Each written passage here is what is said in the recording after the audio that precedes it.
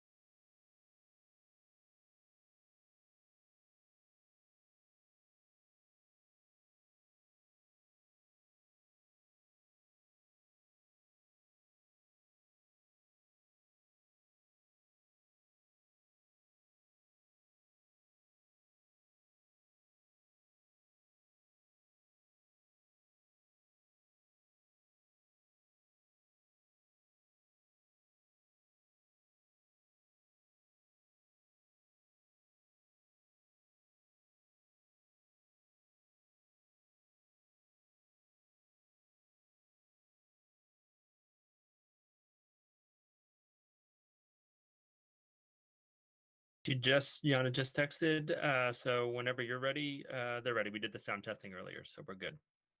Excellent. Okay. So I'm going to then without delay call this meeting to order of the Amherst School Committee on Tuesday, March 14th at 6:31 p.m. We are virtual, so we will begin with a roll call. When I call your name, please state present so that we know that we can hear you and you can hear us. Ben. Present. Peter. Present. Jennifer. Present. And Allison, present. We are going to now move to approval of minutes. We do have minutes. I don't know if folks, they're minutes from February 16th. Jennifer. I think the minutes need editing before we can vote on them, in that there's some mention of individuals who aren't members as being not present. Okay. And there isn't actually much substance to the minutes. There's like the mention of the motion that was passed, but no substance of the meeting. So if they could be filled out, and if the member list could be corrected, that would be great. Yep. Agree. Peter? Yeah, if we could also maybe just like post the draft minutes as a PDF or something. I think there might be a technical issue with the way that the board docs items present when you're not logged in versus public. Sometimes it's been my user error, but I usually like to log in as public just to make sure things are accessible. And that's just an easy way to make sure that that it's always there. So if it's not too much, if there's an easier solution, I'm open to that, but just, so that we can make sure that we're approving minutes that have been posted. Okay, thank you. Mike? The minutes are available for members of the public. I'm logged in both ways. So I'm not suggesting that we should rush to vote. This is not about Jennifer's comment, but I'm logged in both ways, and I'm able to access the minutes from both the school committee level account as well as the public. Thank you. But I'm also not seeing a PDF. I only see the view minutes. But I also see there's nothing there. So it's just a retelling of the agenda. So I would ask that we take our minute taker, take another look at those, and we can come back to that. I think we also had another one that we wanted to come back to. It was the Amherst portion from the joint meeting that we had. So we had significant edits on that. So we do have that one to look at also. Okay. So with that, we're going to move on to public comment. And I see we have lots of folks that have joined us in the virtual room. We also have 4 recorded comments and some written comments. So how we're going to do this is we're going to start with the folks that are present in the room to honor, thank you for making the time to join us live. And so we will start in the room. When I call in, I'm going to ask that you use the raise hand function. I'll call on you and you'll have 3 minutes to speak. And then we'll move on to the next person.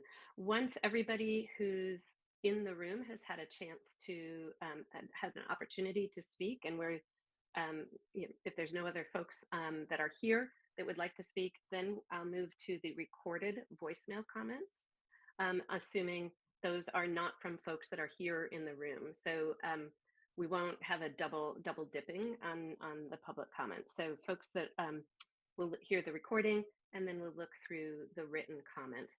Those written comments for folks that have the agenda up, the written comments are attached to the public comment agenda item.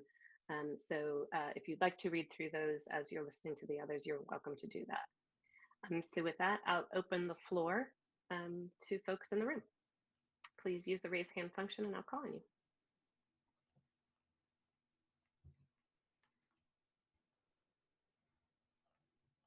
Allegra.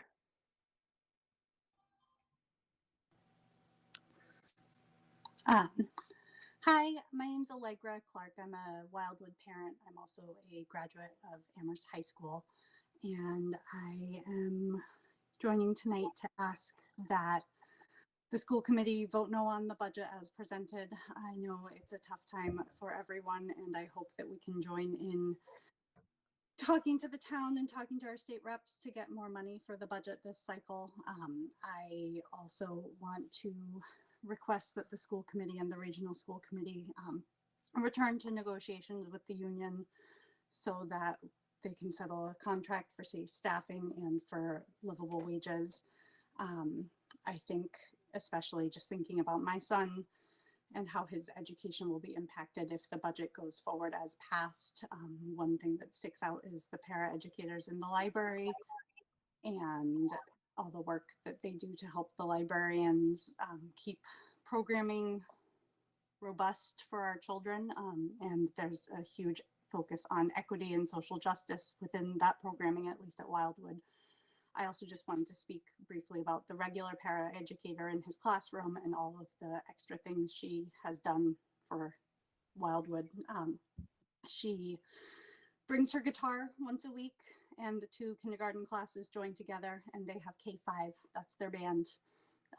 She led the kindergartners in the Que Bonita Bandera at the flag raising of the Puerto Rican flag on the Common in September. And Wildwood has a tradition where the kindergartners for Martin Luther King Day have a march around the school building, and she taught them "We Shall Overcome." So this was the first year, I think, since COVID that parents got to join in that celebration again. And so myself and I would say the majority of kindergarten parents got to march around Wildwood School singing "We Shall Overcome," led by our paraeducators. And it was a really powerful moment. And I just worry that the cuts are going to take away some of the enriching activities that go above and beyond the regularly scheduled educational programming at the schools. And so I hope that we can be partners in pushing for more money for the schools so that we can save off these cuts. Thank you. Thank you. Next we have, I don't know your first name, so I'm just going to call what I see on screen, which is CJG. Hi, everyone. I'm turning on my mic. Carol Gray here. Yeah, I thank you for your work. And I just wanted to tell you, I was going to come in person and give you petitions. I don't know if you can see, but these are all petitions that we've gotten signed. There's 220 people that signed just this weekend. I'm going to read the petition to you. Community petition to fairly pay our teachers and resume direct bargaining. It has been said that Amherst is a company town and the business is education. However, that is not reflected in Amherst's current budget priorities. Our teachers make 30 to 40,000 less than their counterparts closer to Boston, making it difficult to attract new teachers since our salaries aren't competitive. Data from the Amherst Pelham Educators Association indicates the base salary for Northampton teachers is $48,135, but only $44,254 for Amherst teachers. The district could cut 15 full-time positions in the middle and high schools and another 15 in the elementary schools, described by one official recently quoted in the press as a financial cliff. The district's current proposal of 2.5% cost of living increase for 1 year, 2.5% in year 2, and 2% in year 3 is insulting to our teachers, staff, and our whole community that values education. The Consumer Price Index for urban consumers for the year ending June 2022 was 9.1%, or by a different measure, the inflation rate in 2022 was 8%.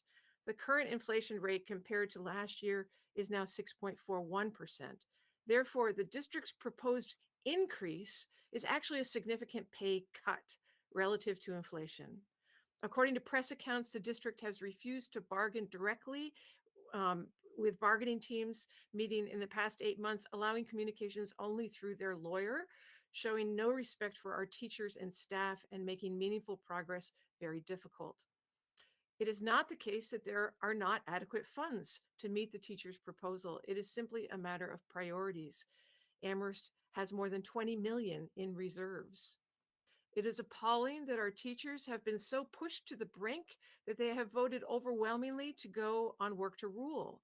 We must do better. We strongly urge you to support the union proposal for a 3.25% increase in year one, 4% in year two, and 5% in year three, with a 6% increase for paraeducators, most of whom are not being paid a living wage. These numbers still do not keep pace with inflation and are effectively a pay cut. Amherst prides itself, rightly so, on its high caliber teachers and quality education.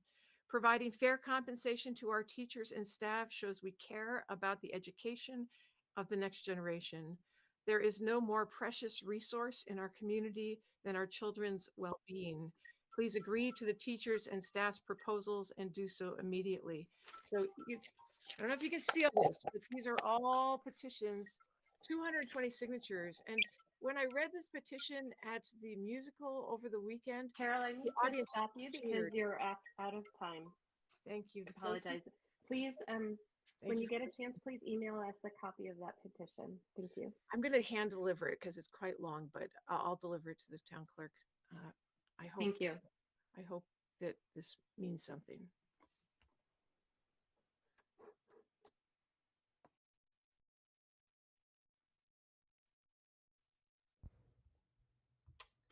Alexander Lopez. Yeah, I'm Alex Lopez. I am a para at Summit. I'm also a parent to 3 small folks at Crocker Farm. And I'm here tonight to engage with the community around because I see so many people in our community right now saying that our kids deserve more, that our kids deserve stability in the staffing at their schools, that they deserve stability in the programs at their schools. And so I want people to know that regardless of what the people on this school committee do, there is a deep commitment and community and parents and educators alike who believe that our children deserve more, even when we are being told by those elected to lead our schools that they need to cut so that they can balance budgets on our children's back. We're not going to stand for it, and I don't think any of you should either.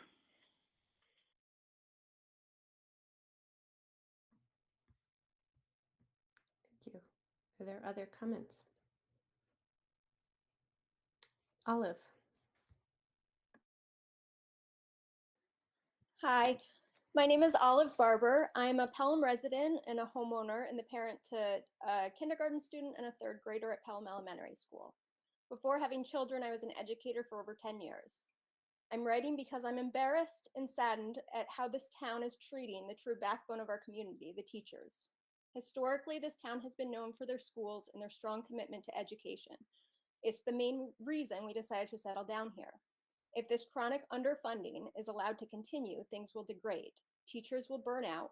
They will move on to towns that value education, followed by the families. I realize that the budget is tight and that finding the money needed to start paying these talented educators what they deserve is difficult. I promise you that what these teachers face every day is more difficult. They work tirelessly to inspire and educate our young people. The answer to the budget issues is not to continue to underpay and undervalue our educators. That is appallingly short-sighted. It's time that you stop saying no to their requests and start asking how. How can we support you? How can we fund this? We respect you and your need to earn a fair wage.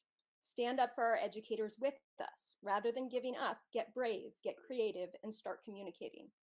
We can figure this out together if there's an open discourse with open hearts. I ask that you return to face-to-face negotiations in good faith, provide a fair cost of living adjustment, and do not cut any teaching or paraeducator positions. Kids are in tremendous need of extra support right now, given the events of the last few years.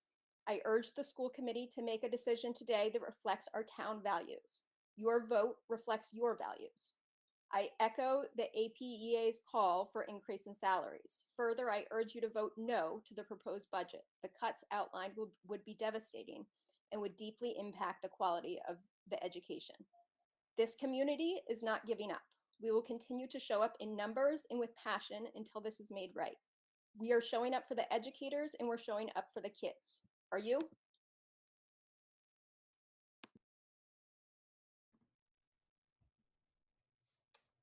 Erin. Hi, I am Erin Edinson. I am a clinician therapist at Summit Academy, which is the therapeutic day school for the district. This was read a while back. This is something I wrote, and at the time, I don't believe the school committee was able to hear it, and so I'm going to read it again. It just says, hello, members of the school committee. I'm currently employed as a clinician for the Amherst Pelham Regional School District, a title and role that I not only take very seriously, but also hold very dear to my heart. We have seen over the last few years the need for more therapeutic supports in our school systems to provide for the ongoing needs of our students. I will take this time to share with you all that I have done to prepare for this challenge. In the past 5 years, I've accomplished a great deal.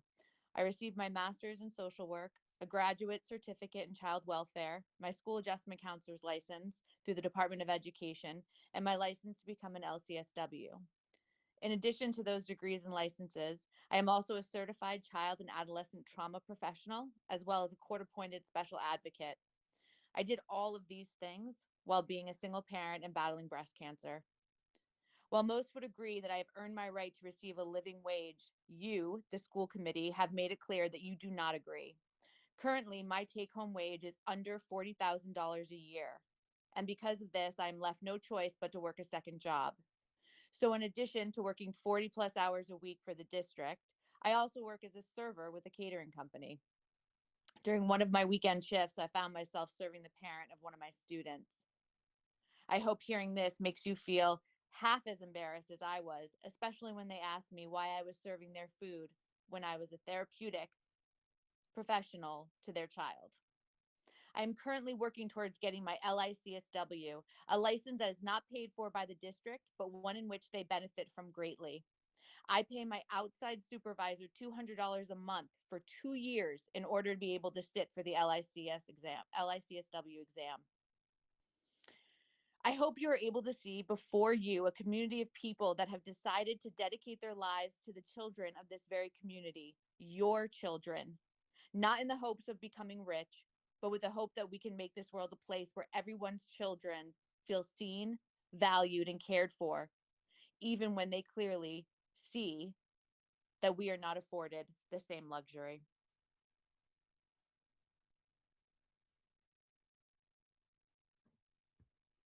Thank you. Amber? Hi, everyone. Can you see me? Okay. Yeah, apologies. I've been on Zoom after Zoom today. So I am a little discombobulated. So I'm just going to go ahead and read the comment I submitted because I like to actually get my voice in the room as well. But I did submit this as a written comment as well. Dear members of the school committee, I am an Amherst resident and homeowner and the parent of 2 children in elementary school, one at Wildwood and the other at Fort River. I'm writing to express my dismay at the current state of the contract negotiations with the APEA and the general state of education funding in Amherst. Educators have been working on an expired contract for over a year. In that amount of time, the district hasn't budged on its economic proposals, while the union has decreased the amount of wage increases they're asking for. This is something they shouldn't have to do, given the fact that wage increases over the last 6 years have not even kept up with inflation, meaning that our educators have actually been taking a pay cut. Even more disgraceful is the incredibly low wages paid to our paraeducators, who play a vital role in our children's education each and every day. How is it possible that a town like Amherst, whose brand is education, is paying poverty wages to our paraeducators? Even worse, it sounds like the school committee is now going to attempt to balance the budget on the backs of the paraeducators by cutting paraeducators in the library. What will the kids think if you wiggle your butt like that? A move that would Can you please severely mute yourself curtail for our me? children's access to books and library education in their schools. Oh, I understand that we began Amber, to can you please pause for a moment? Tony, can you please be muted? Thank you. Okay, Sorry, sorry, I Emma. wasn't sure where that noise was coming from.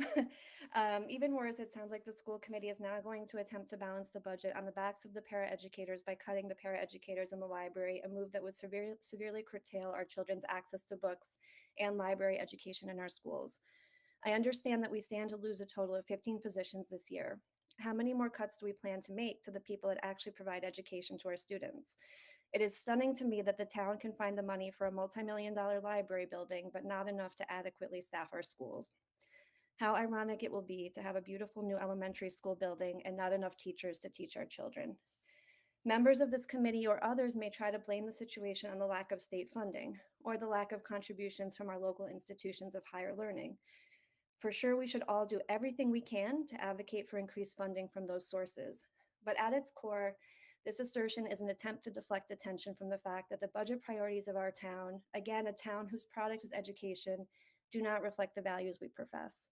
It is widely known that budgets are value statements. They are not set in stone or decreed by a deity. They are decisions made by human beings that can be unmade. The Jones Library building project is $50 million and growing. The wages of some of our police officers are as high as $200K for a town with a very low crime rate, but many kids who need paraeducators. And those paraeducators mostly make less than $25K per year. And just a reminder, the cost of the APA economic proposals is currently $1.2 million compared to those other projects.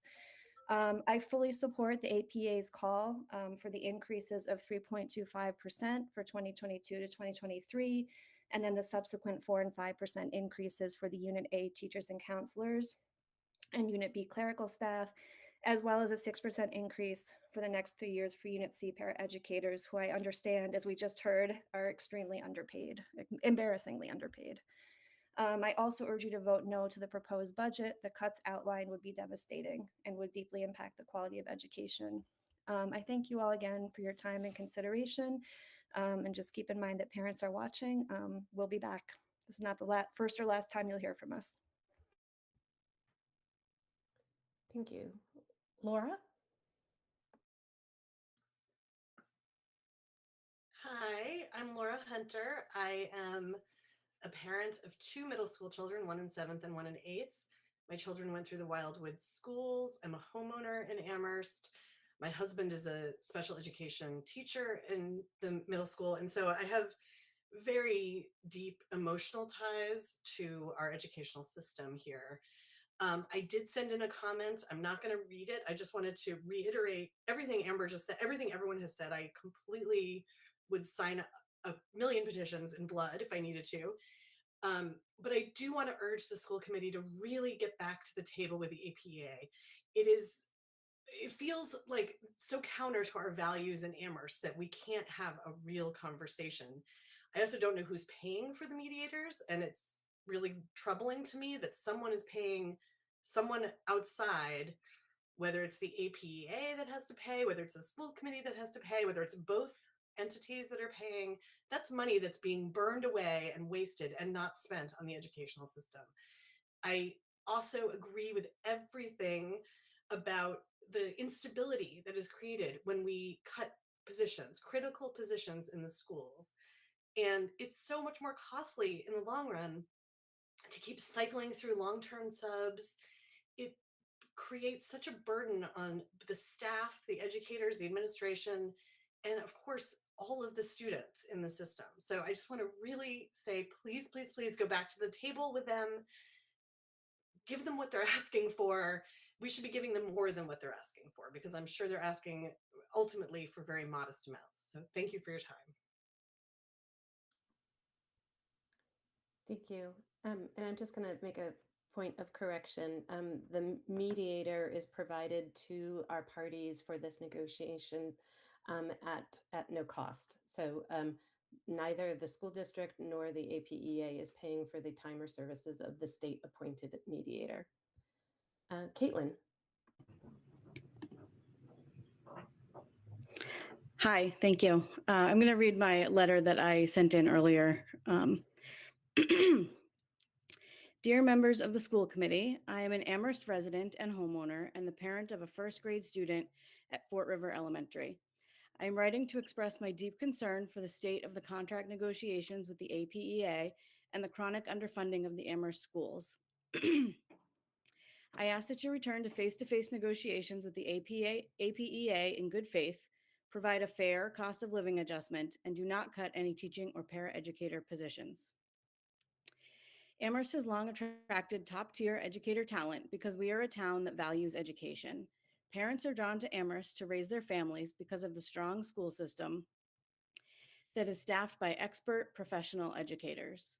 Continually asking educators to do more and get paid less, since raises have not kept up with inflation, is unsustainable. Faculty will eventually leave, and it will become harder and harder to recruit new talent. If we value education, we must value educators. Moreover, a town that values education would not cut funding to the school library staff, as is being proposed. My child is part of the Ames program at Fort River. His experience at Fort River and previously at Crocker Farm Preschool has been incredible. He is a valued and fully included member of the school community, but he needs and is legally entitled to one-on-one support during the day from a paraeducator. The paras that he works with are amazing professionals, skilled at making the curriculum accessible to students with different needs and different abilities. It is a disgrace and an embarrassment to the town that paraeducators don't make a living wage. How do you expect to recruit new quality paraeducators when people can make the same starting salary working at Target under far less stressful conditions? The answer is that you can't, which is why the Amherst schools are dangerously understaffed. There are currently 7 open paraeducator positions being advertised on the ARPS website. Moreover, for a good portion of this school year, due to inadequate staffing, my son shared a para with another student rather than receiving the full support that he needs and is entitled to by his IEP. This is a legal issue, a safety issue, and a financial issue. If Amherst is unable to meet the needs of special education students due to low staffing levels, the school would be legally required to pay for those students to go to very expensive private programs. My family moved to Amherst because it is a place that values all kinds of diversity and where the schools have developed skilled expertise in working with students on the spectrum. If we value diversity and inclusion, we must value paraeducators. I urge the school committee to make a decision today that reflects our town values. I echo the APEA's call for the pay raises that they have asked for. And further, I urge you to vote no to the proposed budget. The cuts outlined would be devastating and would deeply impact the quality of education. Thank you. Thank you.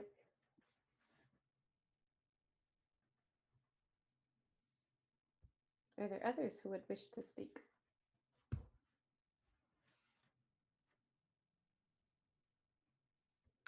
Abby.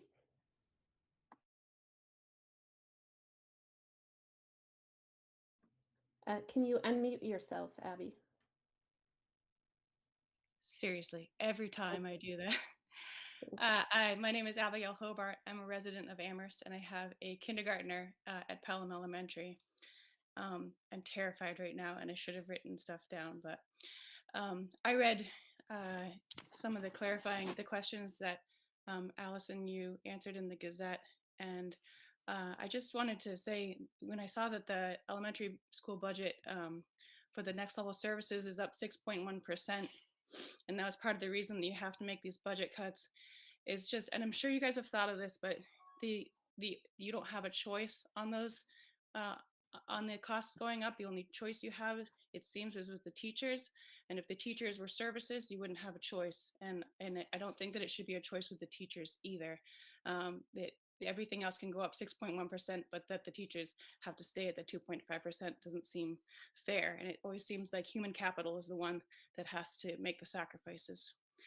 I also wanted to say that, sorry, that's my daughter, that for me, when I was in elementary school, that the library was a sanctuary for me, that it's a community space, and the only other community space is the lunchroom. And the library was a place where I had a little more autonomy And I always felt like the librarians were there to get to know me better and find out what I needed. And the well at Fort River, and I started out at Wildwood. Most of my fondest memories take place in the library. So I wanted to speak to those cuts of the library paraeducators. I also wanted to say that for people think that there's money there, and and I keep hearing that there's not money there, but when we don't have a choice, like when the dog park, with the capped landfill, suddenly we needed $75,000 for the dog park. It was found in the free cash or in the reserves, and that $900,000 is going to the new track. And I support both those places. I love the dog park, but the money needed to be found, and it was found. So it just, people don't understand why the money can't be taken from the reserves or the free cash for the teachers. And I think that's a question that really needs to be answered honestly. And I went to the meeting on March 2nd, and that's why I started a Google group for the parents, because I was so moved at that meeting, and I saw how the teachers feel dehumanized and unheard by being in mediation. And it just seems like, I know that a little bit of progress has been made since you were in mediation, but I do think as you get down to the deadline that a little bit of progress would have been made anyway, and that it was not worth the level of disrespect and feeling the just feeling getting to the point with the teachers that now they're in work to rule. I don't know if they would have been in work to rule if you hadn't gone to mediation at this point. And I'm wondering if they, couldn't you have a moderator or somebody, a trained moderator, so that you could hear each other better and it could be a more constructive discussion. I see that my time's up, and thank you very much. Thank you.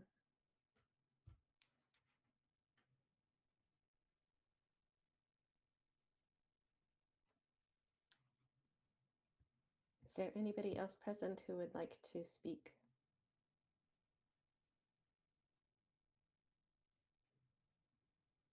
Monica? Hi, everybody. My name is Monika Brodnicka. I'm a parent to a kindergartner and a high school students in Amherst. And I have just, this is my first year here. I just moved to town, and I am absolutely shocked at the small salaries that teachers have to make do with based on the kind of expenses, the kind of rent, um, the amount of money that one has to spend on rent, on mortgage, on life in general. Learning that paraeducators are making $25,000 sounds like we're in the 1970s. The fact that the base salary for students, or excuse me, for teachers is $44,000 is abhorrent and shocking. And the fact that you as a committee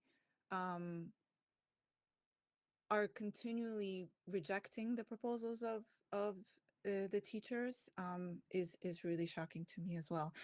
I don't have any written statements, but I just want to echo everything that everybody has said, and that I hope that you reconsider the way that you are engaging with the teachers, because I find that unacceptable. And as a parent, and being part of the parents group and thinking and supporting the teachers and the teachers union, this is going to be something that's ongoing for us as well. So I hope that, I hope in my eyes and in everybody's eyes that the situation is going to improve, because it really needs to. And it's unacceptable in the way that I see it. Thank you. Thank you.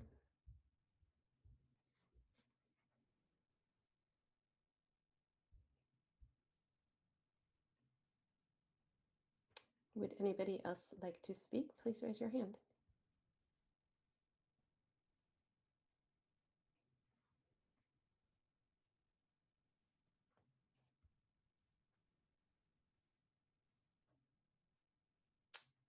I'm not seeing any, so I'm going to play the recorded messages, voice messages. And if anybody present would like to speak again, please just raise your hand. And once we get through the recorded messages, we'll open the floor again. Hi, Hi, my name is Lynn Adler. I'm calling with a comment about the budget cuts to be placed for the next school committee meeting. I am the parent of a current and a former Wildwood School attendee, and I am calling to voice my strongest possible support for continuing the excellent programs that we had in the library at Wildwood. I strongly believe in investing in, supporting, and rewarding excellence. And I can't imagine a more excellent program than we have at the library there. Susan Wells and Sarah Tatro are incredible. What they have and continue to provide for our students is amazing. What they did during the pandemic is mind-blowing, hand-delivering, hand-selecting books they thought children would like and then delivering to their doors was astounding. They are both so knowledgeable. They both make individual recommendations to students, the access students have to the library, the maker spaces, the programs that they run. I don't know of other schools that have such a wonderful program. And I think when we have truly excellent and outstanding programs, we need to do everything in our power to continue to support them. I understand that when there's budget cuts, difficult decisions need to be made. I don't fully understand why there's being budget cuts, given that our property taxes have gone through the roof, and so you'd think there'd be revenue, but I understand that that's just my lack of knowledge. But if hard decisions have to be made, I hope that we will continue to invest in and reward programs and people that have gone so far above and beyond to provide amazing programming for our students. So thank you for listening.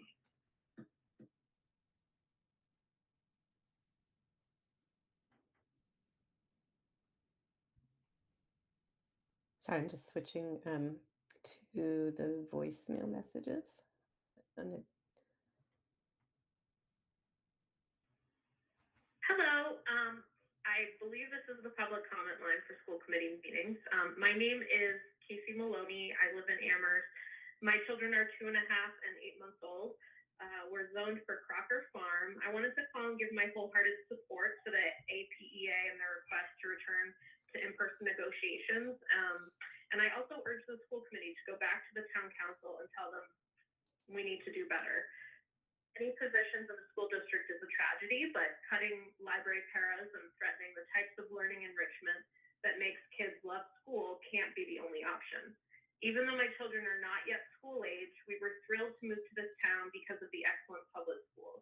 I've been disheartened to learn more about the funding deficits, as well as the town repeatedly asking the teachers to put their livelihoods behind other budget line items. I don't want to send my daughter and son to a stripped-down school. I want to send them to a school district that prioritizes its teachers, without whom this excellent reputation would not exist. We've reached a breaking point in public education in Massachusetts, and I am fully aware that more should be done at the state level to advocate for better funding for our schools. However, in Amherst, let us be an example to other communities and actually stand up for what we believe in, rather than just paying lip service. Thank you.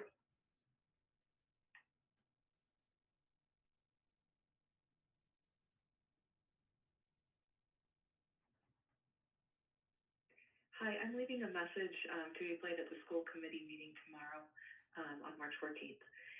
My name is Lynette Arnold. I am a homeowner and parent in Amherst. My daughter is a first grader in the Coming Dentist program at Fort River. I'm calling to express my deep concerns about the proposed budget for the schools and the state of contract negotiations with the APEA. I ask that you as a school committee return to good faith, face-to-face negotiations with the union to provide a fair cost of living adjustment and not cut any teaching or paraeducator positions. I echo the APEA's calls for salary increases, in particular for a 6% increase for the next 3 years for Unit C paraeducators, who are so valuable to our schools. The paraeducators in my daughter's kindergarten English and Spanish classrooms last year played a central role in helping her and her classmates make the big transition into elementary school, while also navigating substantial social and emotional development challenges that this cohort of children faces as a result of the pandemic. Paraeducators who help keep school libraries open provide encouragement to budding readers like my daughter, nurturing a lifelong enthusiasm for reading.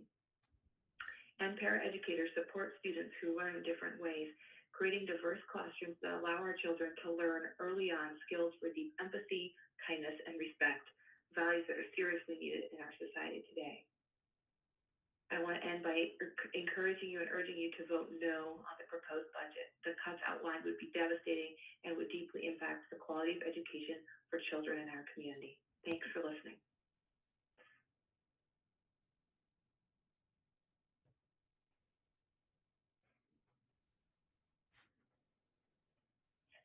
My name is Eloisa Lupinacci. I live in Amherst, and my son is in the 4th grade at Crocker Farm.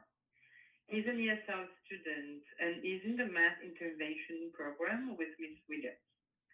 Because he's also learning the English language, and math instruction and problems are obviously in English, he has had additional struggles in mastering math.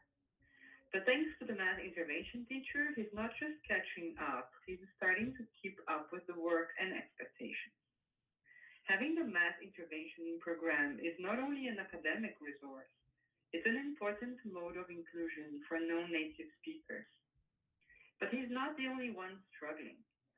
Only 37% of the students scored at or above the proficient level for math at Crocker Farm last year. How can we even consider the idea of cutting out math intervention teachers? We can't afford that.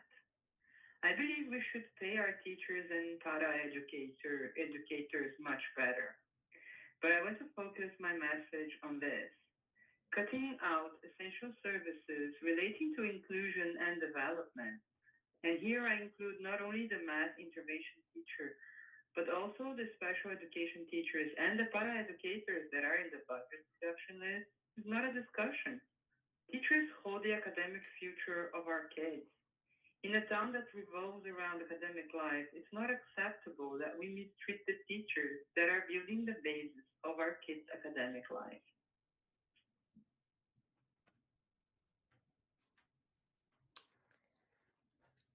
So now I will reopen the floor to anybody who is present in the room and wishes to speak. And this will be the last call for in-person speaking.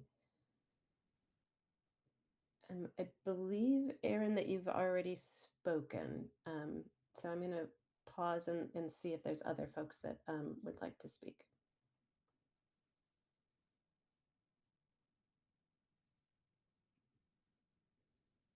Katie.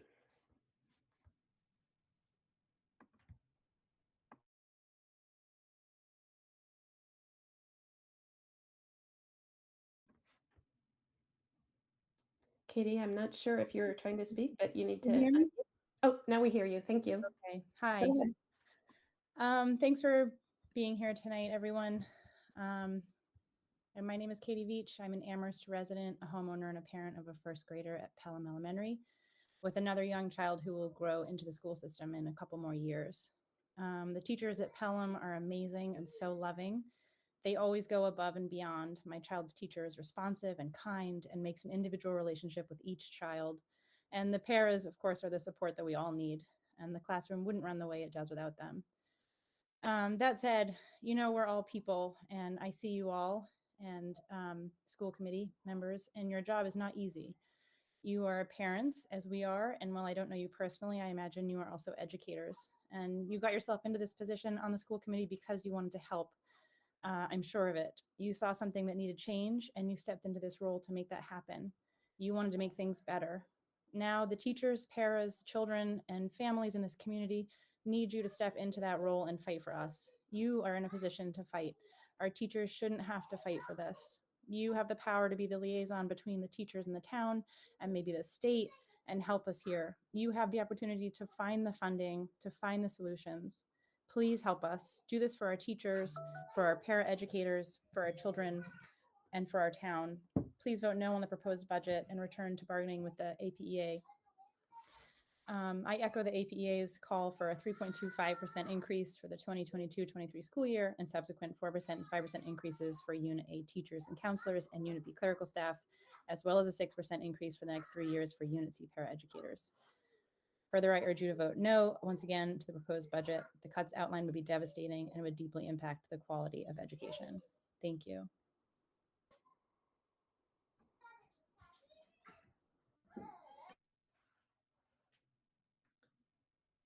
there anybody else in the room who would like to speak that hasn't spoken already?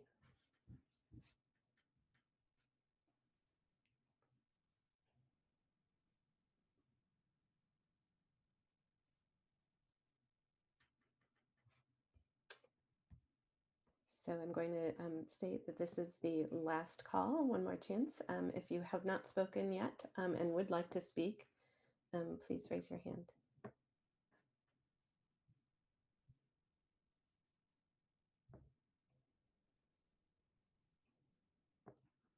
Okay, with that, I'm going to close the in-room, in-meeting public comment. We do have a lengthy document attached to the agenda. I will, oh, thank you, Mike. I will now share those. I'm going to scroll quickly because there is a lot of comment in there. Many of you who have spoken live in person have, whoops, sorry about that, had submitted written comments. So I'm going to skip over those as I scroll through, but I am going to scroll through the others fairly quickly. Anybody who wishes to read these, they are attached to the public agenda.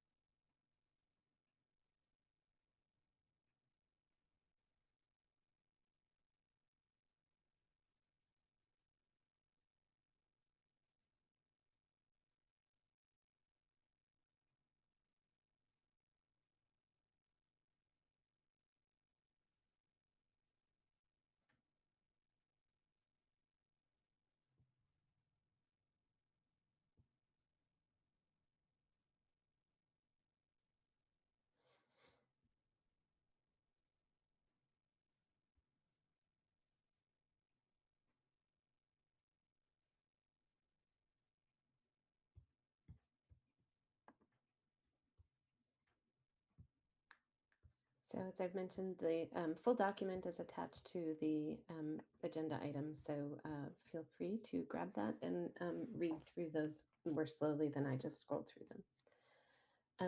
So with that, we'll move on.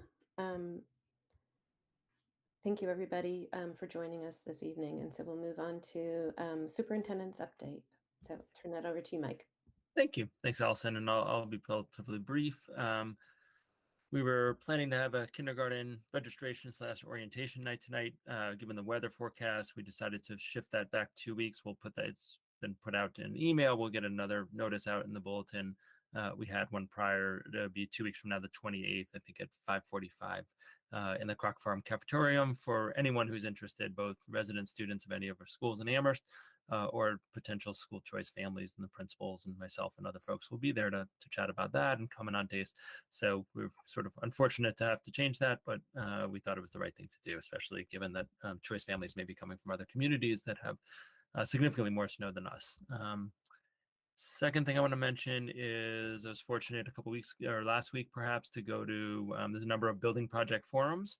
Kathy Shane, who's the chair of the building committee, is organizing or connected to a number of forums. I was at the District 2 forum, been able to share my my perspective on the building project and potential benefits.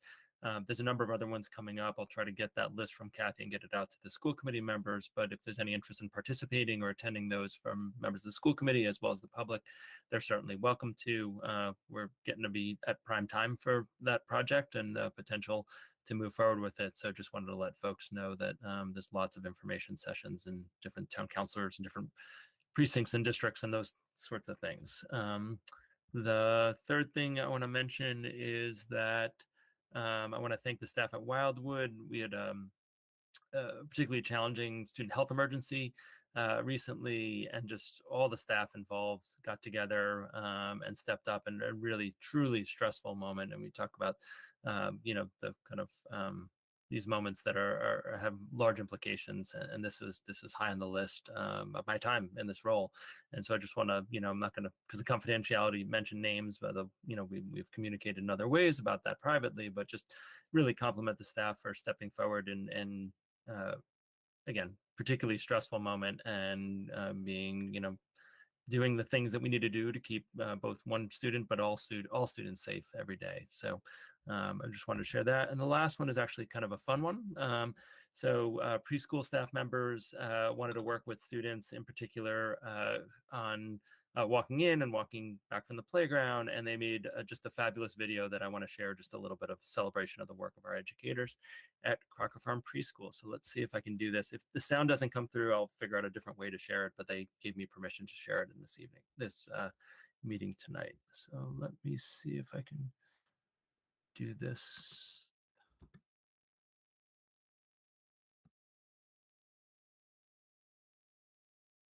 Okay.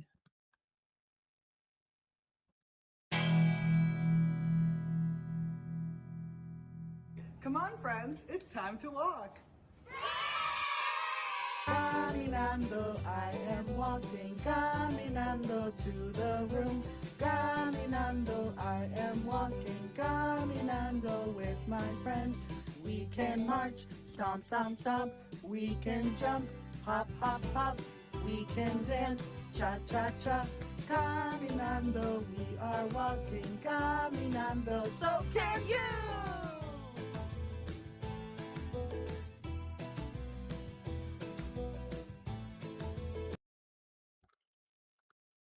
Hopefully that came through. But what was particularly valuable, in addition to doing just a wonderful job and adorable, is that this was an effective intervention. This team had looked at a number of different ways. These are our youngest learners, 3, 4, and 5-year-olds. And, they tried lots of different interventions. And this video has been so effective for multiple students that they're actually in the production of a series of videos to support our youngest learners at Crocker Farm, and just kudos to them. And one of the leads is a former student when I was principal at Crocker Farm, Miguel, and just want to thank him, and just amazing to see that how that cycles through. So I met him when he was, a young elementary kid, and here he is inspiring our 3, 4, and 5-year-olds. So on a personal level, it was very satisfying as well. But just compliments to the whole staff in the preschool who, so we don't talk about that much, right? We tend to focus on K-6 and because of the size of the program, some other variables, but the early education center at Crocker Farm, which is the title of what used to be known as the preschool. They do just amazing work. We heard about it in public comments, and that really yields the results when the students come to us in elementary, middle, and high school. So that is my update for this evening. Thank you. Thank you. Looking at the school committee, do you have any questions for Mike? Peter. Yeah, so just thank you for hitting the road on the building project. That I think those one-to-one meetings are really important, even if only a dozen or so people show up. It's really important. I think we've been so in the thick of it for so long that we forget that a lot of people have come to town in the last 6 years and might not be totally up on all the reasons and the urgency. So that's excellent. So I guess my question is, do you have like a PowerPoint like pitch, like summary presentation? I think it would be really great. And maybe we could talk about this agenda planning, but like you said, the vote is coming up, and we're less than 6 weeks away now from early voting beginning, which is just shocking in terms of how fast the calendar moves. So I think it would be great just to as a reminder. I'm not asking you to pitch for the override, obviously, in your role as superintendent. There's clear guidelines there, but you do such a great job of talking about the history and the urgency of the space and what it would mean for our staff and students. So I think that might be good in the future. Yeah, I can just share that Kathy Shane, who is town councilor, who is the chair of the building committee, has been putting together those presentations. She's doing, in my opinion, a fantastic job, and perhaps a little less encumbered than I am in terms of roles and responsibilities. So I'm there to support her. I know Tammy Sullivan Daly, our principal at Fort River, is planning on attending a number of those as well to talk about from directly at the building level experience and the implications of the building, which I think is really powerful as well. So, I think Kathy's been great and shares, and I jump in and try to contribute where I can. And Tammy is as well from the school side as well. But I will get that list of upcoming meetings to the school committee probably tomorrow, because there's been some edits and some meetings got changed and that sort of thing. But just to make sure that you're aware, and you can share it out through your networks, or choose to attend. Some of those are in person, some of those are virtual, like we are tonight. Great, thanks. Thank you. Irv. Mike, thank you for that video. For those of us who taught in elementary schools, especially an elementary school that's K-6, that was precious. And I really appreciate seeing that and hearing that. And my hat's off to the staff who did that, because people forget how formidable it is to the little ones walking down the hallway. And that the teachers took it up on themselves, and the parents up on themselves to do this. I really want to commend them for doing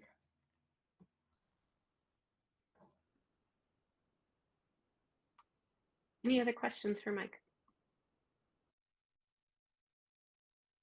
Actually, could I do one more update that I wanted to share? Yeah, this went please. out in the weekly update, and I'm sorry I got lost in the video and forgot to get to my last point, which understandable having seen it.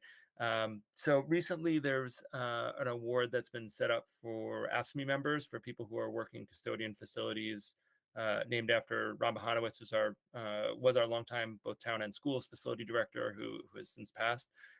So a number of folks in our district were honored, and that was shared in the newsletter. And I think it's timely, given today was a hard day with lots of heavy wet snow, and then calm, and then snow, and then calm. And I know our facilities crew has been working throughout, and is working literally right now, to make sure that the schools are ready for tomorrow morning. We'll get a report from Shutesbury at the region, but since we're at Amherst, I'm just going to talk about Amherst.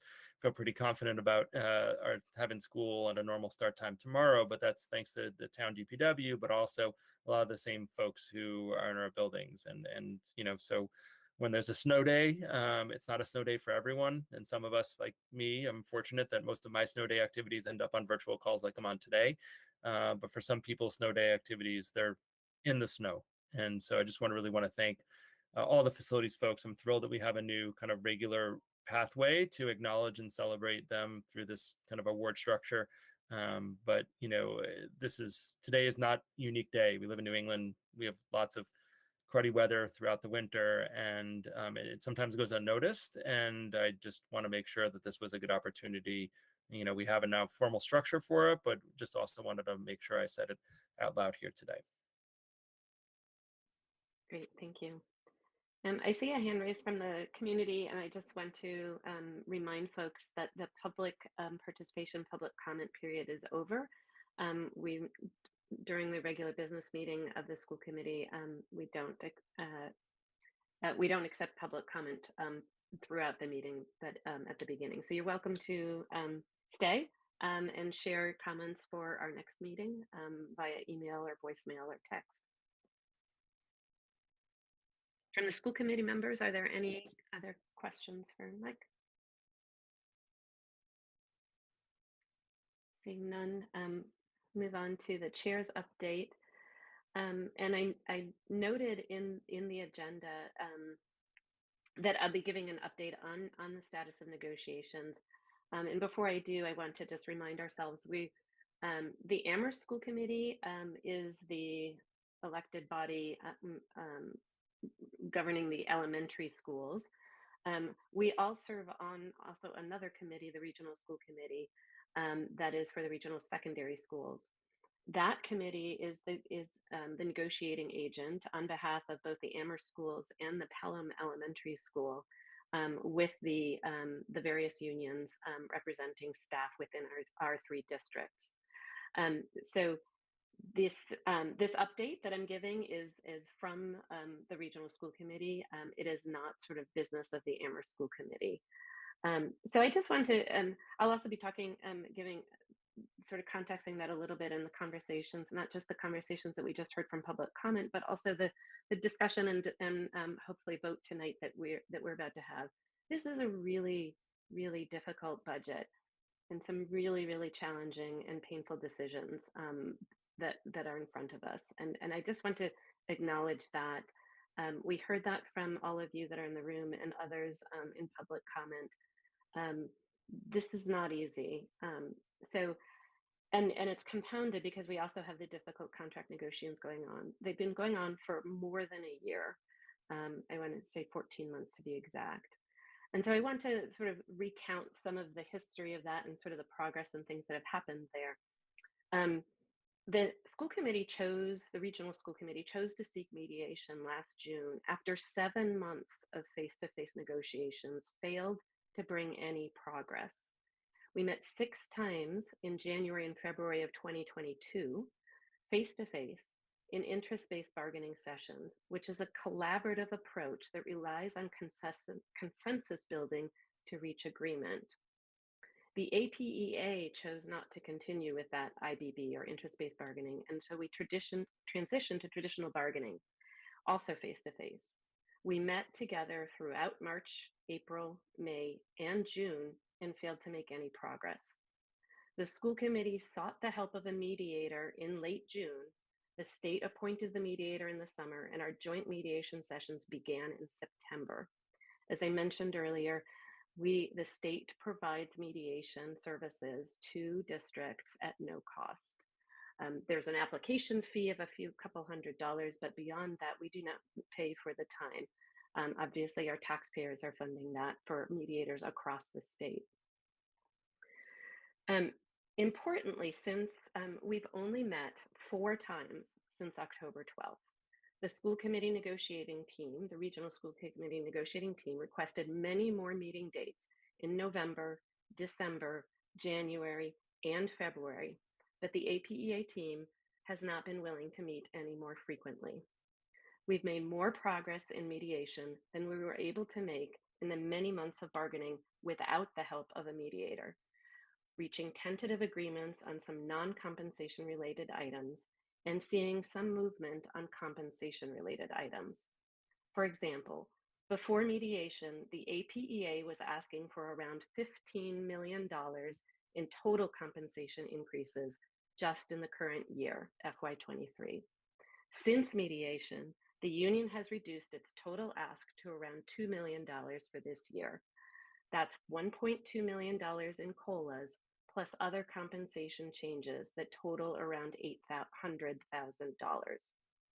The school committee has increased its total offer for this year by around $80,000 to more than $900,000 in pay increases in FY23. While APEA staff have been working under an expired contract since August, compensation items including step or seniority increases in longevity stipends and other stipends are being paid, and around half of our staff have gotten increases as of July 1 of around 4% already this year. That's not to say these are that we don't recognize this is difficult economic times for everyone. We understand that high inflation is impacting our educators and staff, as well as our students, families, and caregivers, and all of the residents in our community. We all are dealing with the fact that $1 today doesn't go nearly as far as it did a year ago. But we still have to balance our budget, as painful or as difficult as that may be. That doesn't mean we don't care or that we're not listening. It's quite the opposite. We can and we have advocated for more funding, and we continue to do so. We've members of this committee has met with the budget coordinating group, which is a town coordinating group, meetings for the last 2 years, and raised the issue of increased funding for the schools, as well as individual advocacy with individual town councilors, not in formal meetings. We're also doing advocacy right now for state funding for free school meals, and we've done more. But it takes time to yield the substantial changes in state and other funding sources that we need to be able to afford and sustain the kinds of increases and investments in programs that people are asking for. Sometimes years, with little to no guarantee that new money will come our way. We're experiencing that as you may have seen in the press, the Fair Share Amendment, that money, very little, if any of that, is going to K-12 education, despite our best efforts in advocating for that to pass. It is therefore irresponsible for us to build a budget or a staff contract on hoped for new funding. We have to work with the funding we receive. And without a significant source of new funding, budgeted pay increases need to be in line with the annual funding increases we receive from the town, as minimal and inadequate as they may seem. Pay increases that are larger than the funding increases from the town, such as the increases that the APEA is asking for, can only come with reductions and cuts in staff. Our budgets are a pie, not a river or a well of funding. We don't undertake the cuts that we're looking at lightly. These are real people, and the work they do today is invaluable to our students and to our community. I can understand the commenters tonight who are asking us not to make any staff cuts, and I share in that dismay. I hear their asks, I hear your asks, and that we agree to the pay increases and the APEA is asking for. But to do those things requires millions more. And when I say those things, I mean not cutting and agreeing to the pay increases. It requires millions more in funding than we have for FY24, which, by the way, would also be more than the total increase that the town typically gets from property taxes in a year. To pass a budget or commit to a staff contract that's that much larger than the funding we have would be irresponsible and is hardly fair to our students or our community.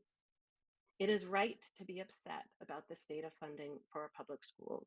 Be upset and add your energy and voices to push for changes at the state level, because that's where change can have a meaningful and lasting impact on our schools.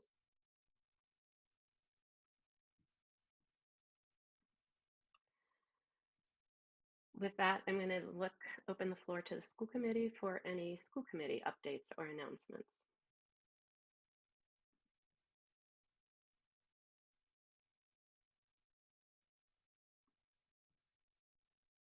Jennifer. Sorry, I withdraw. No worries.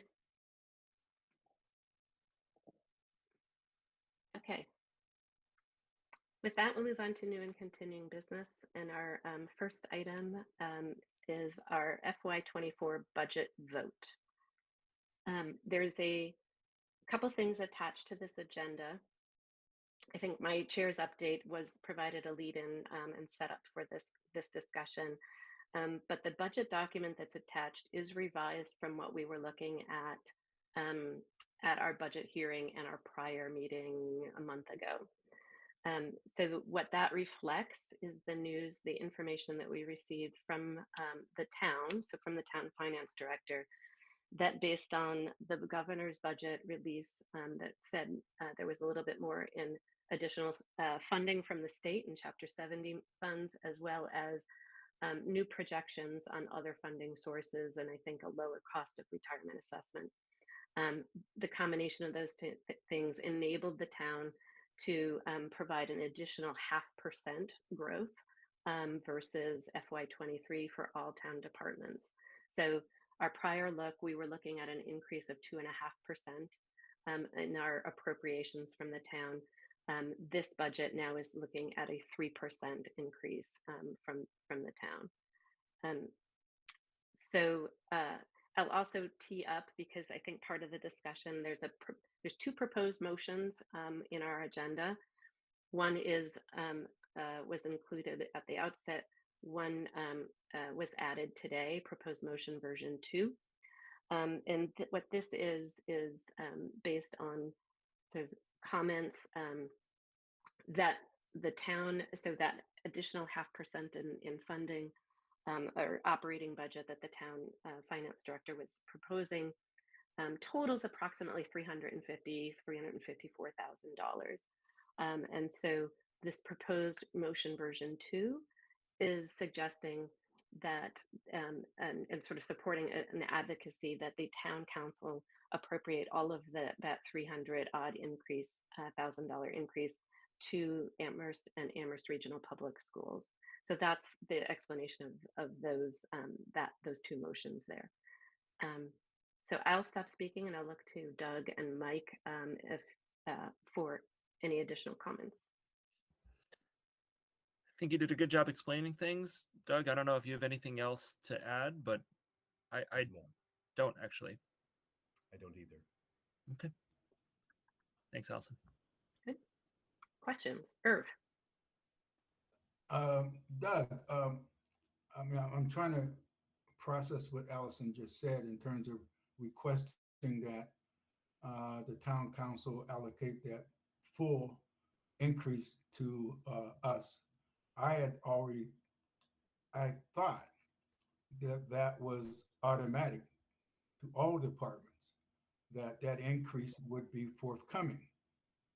Now, if I'm wrong, then let me know, because what I heard Allison say, we'd have to almost petition the town council to give that to us rather than it being automatic. Irv, I'll add a little clarification. I think I apologize that was not clear. I was sort of stumbling and I don't have notes in front of me, so I apologize. But so the town has said, the town finance director has said that if each department can operate, has a 3% increase. So we have an additional 0.5%. That's what's reflected in the budget document that is attached to tonight's agenda, is that additional 0.5%. The proposed version 2 motion that I've added here adds an additional sum of money that would be a portion of the rest of that money. So the 0.5% is, yes, that was directed to us from the town finance director. If we were to ask for the entire amount that the town is proposing for the town operating budget, that would be the second dollar amount that's in that proposed motion version 2. Did I do any better explaining that? I guess as I understand it, we went from 2.5 to 3% that the town used as guidance. Is that correct? All right, and so this motion that's coming up, which I haven't viewed, is going to be asking for an additional amount. Is that correct, or am I wrong? All right, so the school committee is going to be asking for an additional amount beyond that 3%. Correct? Incorrect? Correct. All right. All right. And I apologize just because I haven't had a chance to view that document and the rationale for it. So it would be really helpful if those who are proposing that motion go through the rationale for us requesting that additional amount and why it is there, etc. Thank you. Peter. Yeah. So I think so. I appreciate the motion was posted, so I only saw that today as well.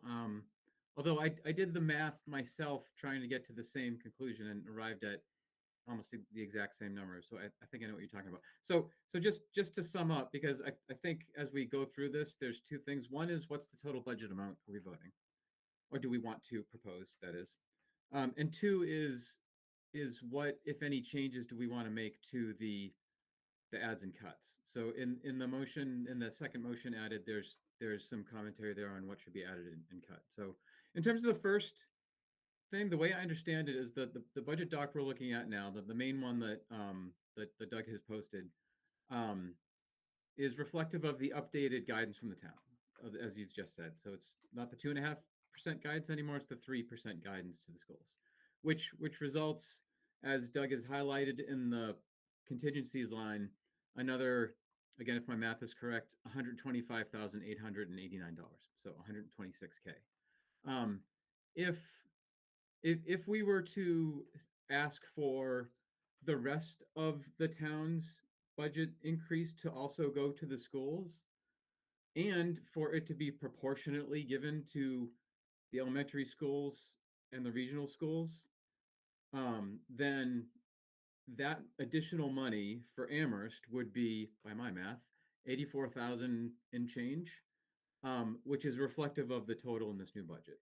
And the reason why that increase is proportional is because if you look at the current proposed budget amounts that the town is giving the elementary school district and its assessment for the region, it's almost exactly a 60-40 split from Amherst to region. It's like 50, again, by my math, 59.4% of the town's school funding is going to elementary schools, and 40.6% is going to the region. So if you take all of that 354K and you give, say, 59.4% to the schools, you end up with the total budget amount that is in this motion.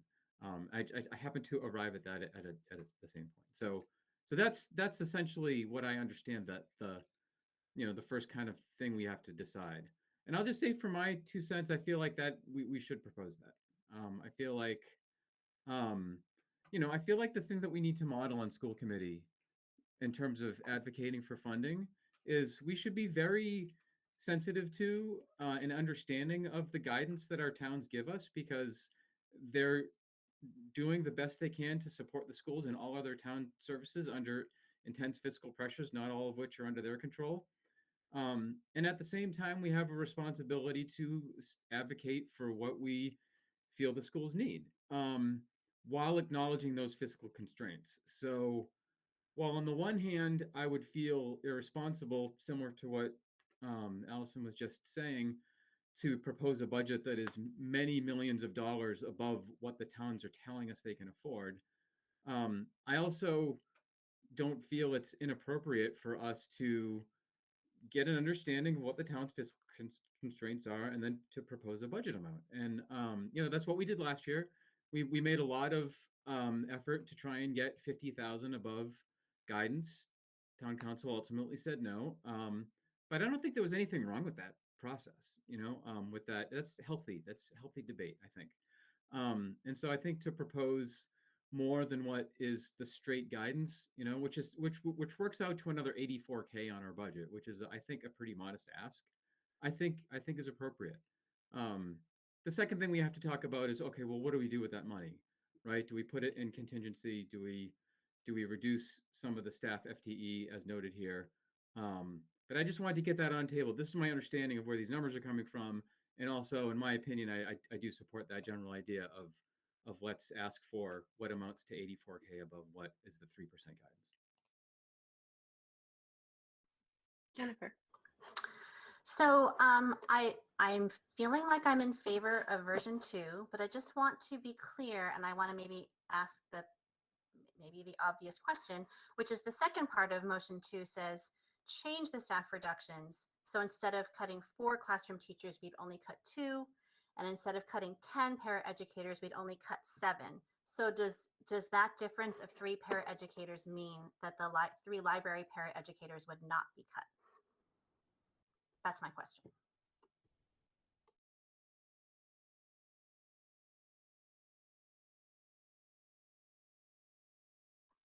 Sorry, lost my mouse. Mike.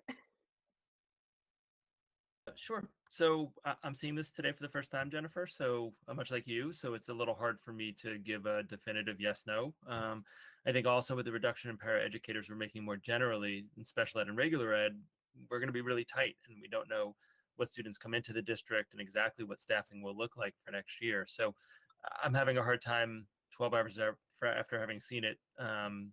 Less than 12 hours. Yep, no, 12 hours. That's about in that ballpark, I think.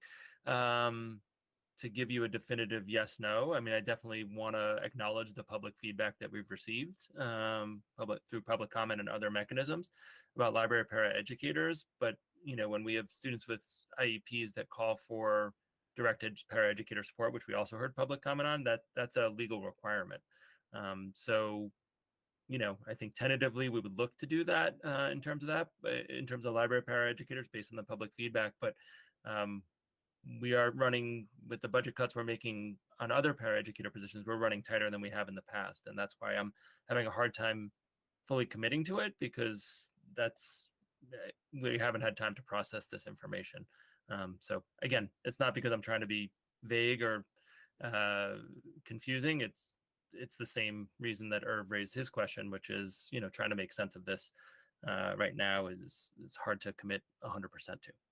The classroom teachers, that I feel very confident in our ability, and we'll talk about that when we talk about class size in a little bit. I know what that looks like.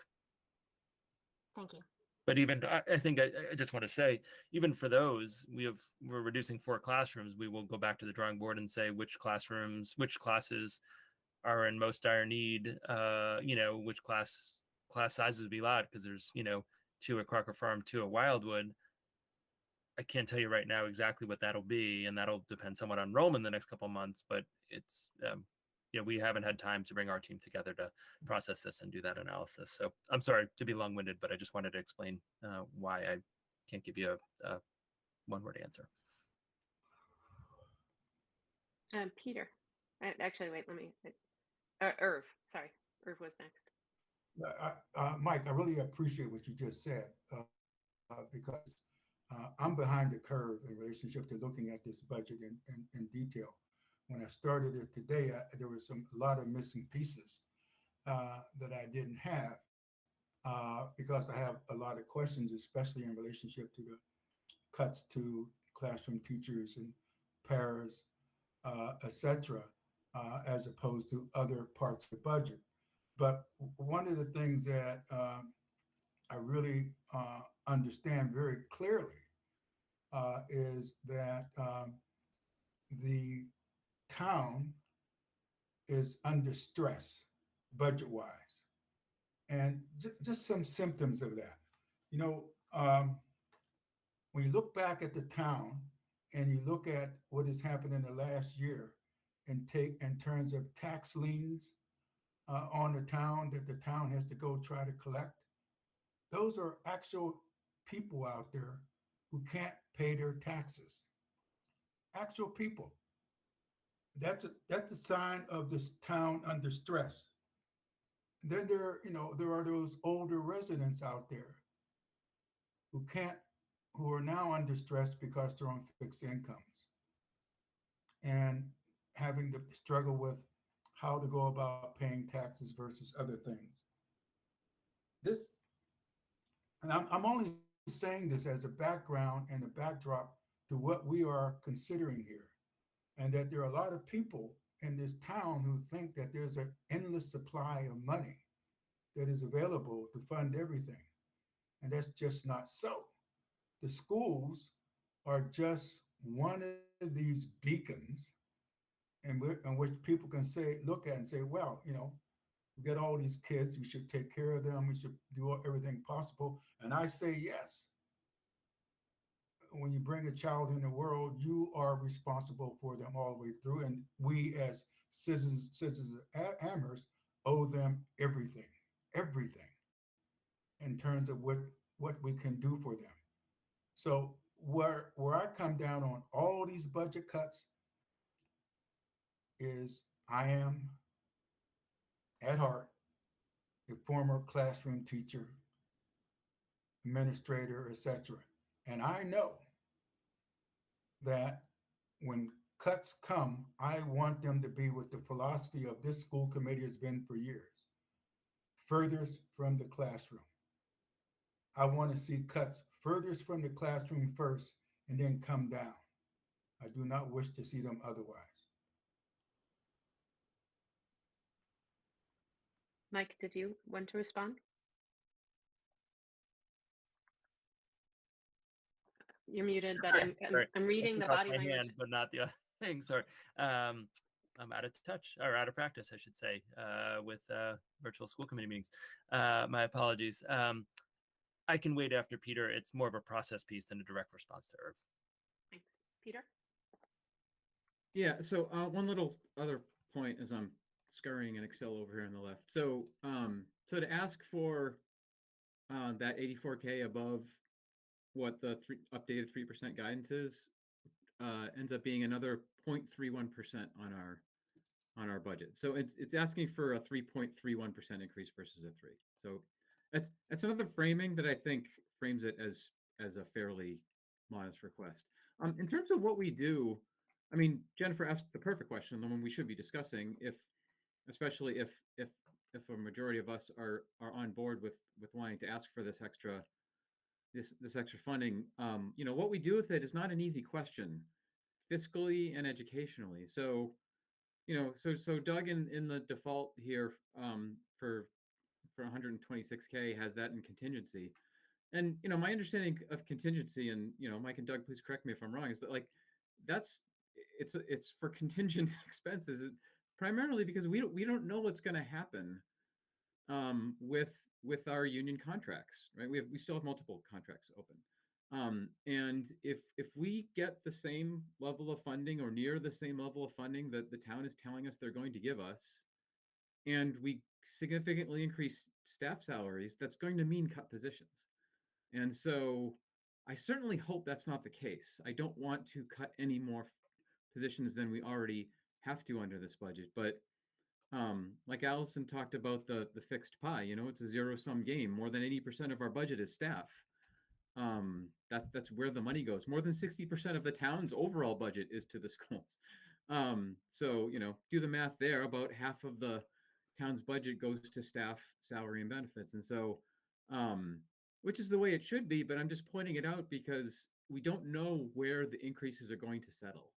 Now, we can't say exactly what that is. And so therefore I can see the fiscal sense in not changing the ads and cuts right now, parking that in contingency, and then if things work out in a way in which we can restore those positions, then we restore them from that contingency. But if not, then we don't.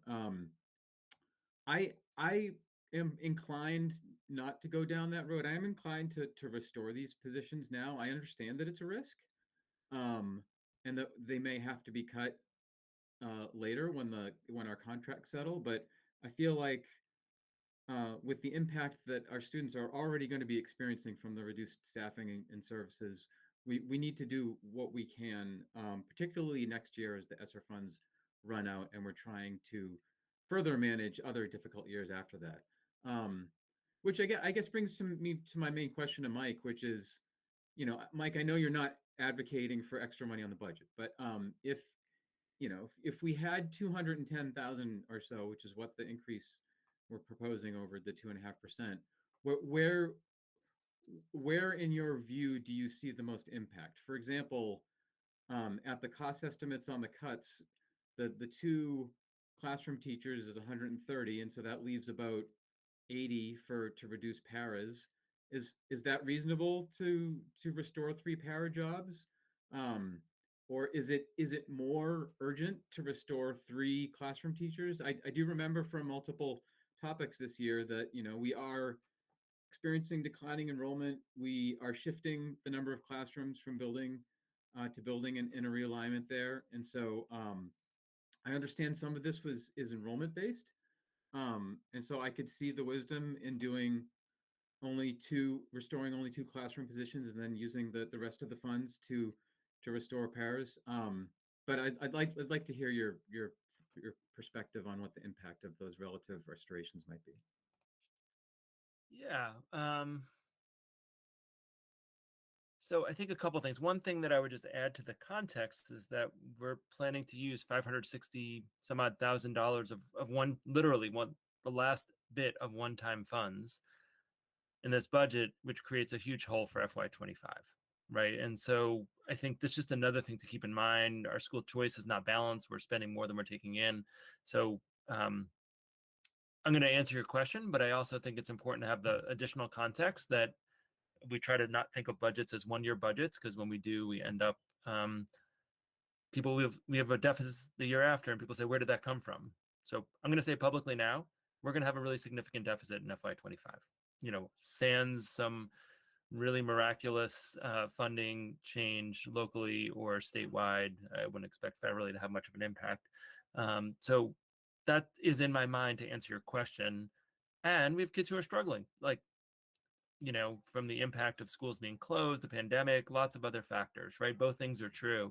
So it's hard to balance all those things, because for me and Doug, we're thinking of FY24. We're also concerned about FY25 as well, and beyond. And so that's part of the equation as well, right? So I do think, I'm particularly, there's a couple grade levels that we'll talk about in a bit. We talk about class size, but I think it's true that, would we be better off having smaller class size? Absolutely. The library paraeducators do fabulous work. We heard about that tonight.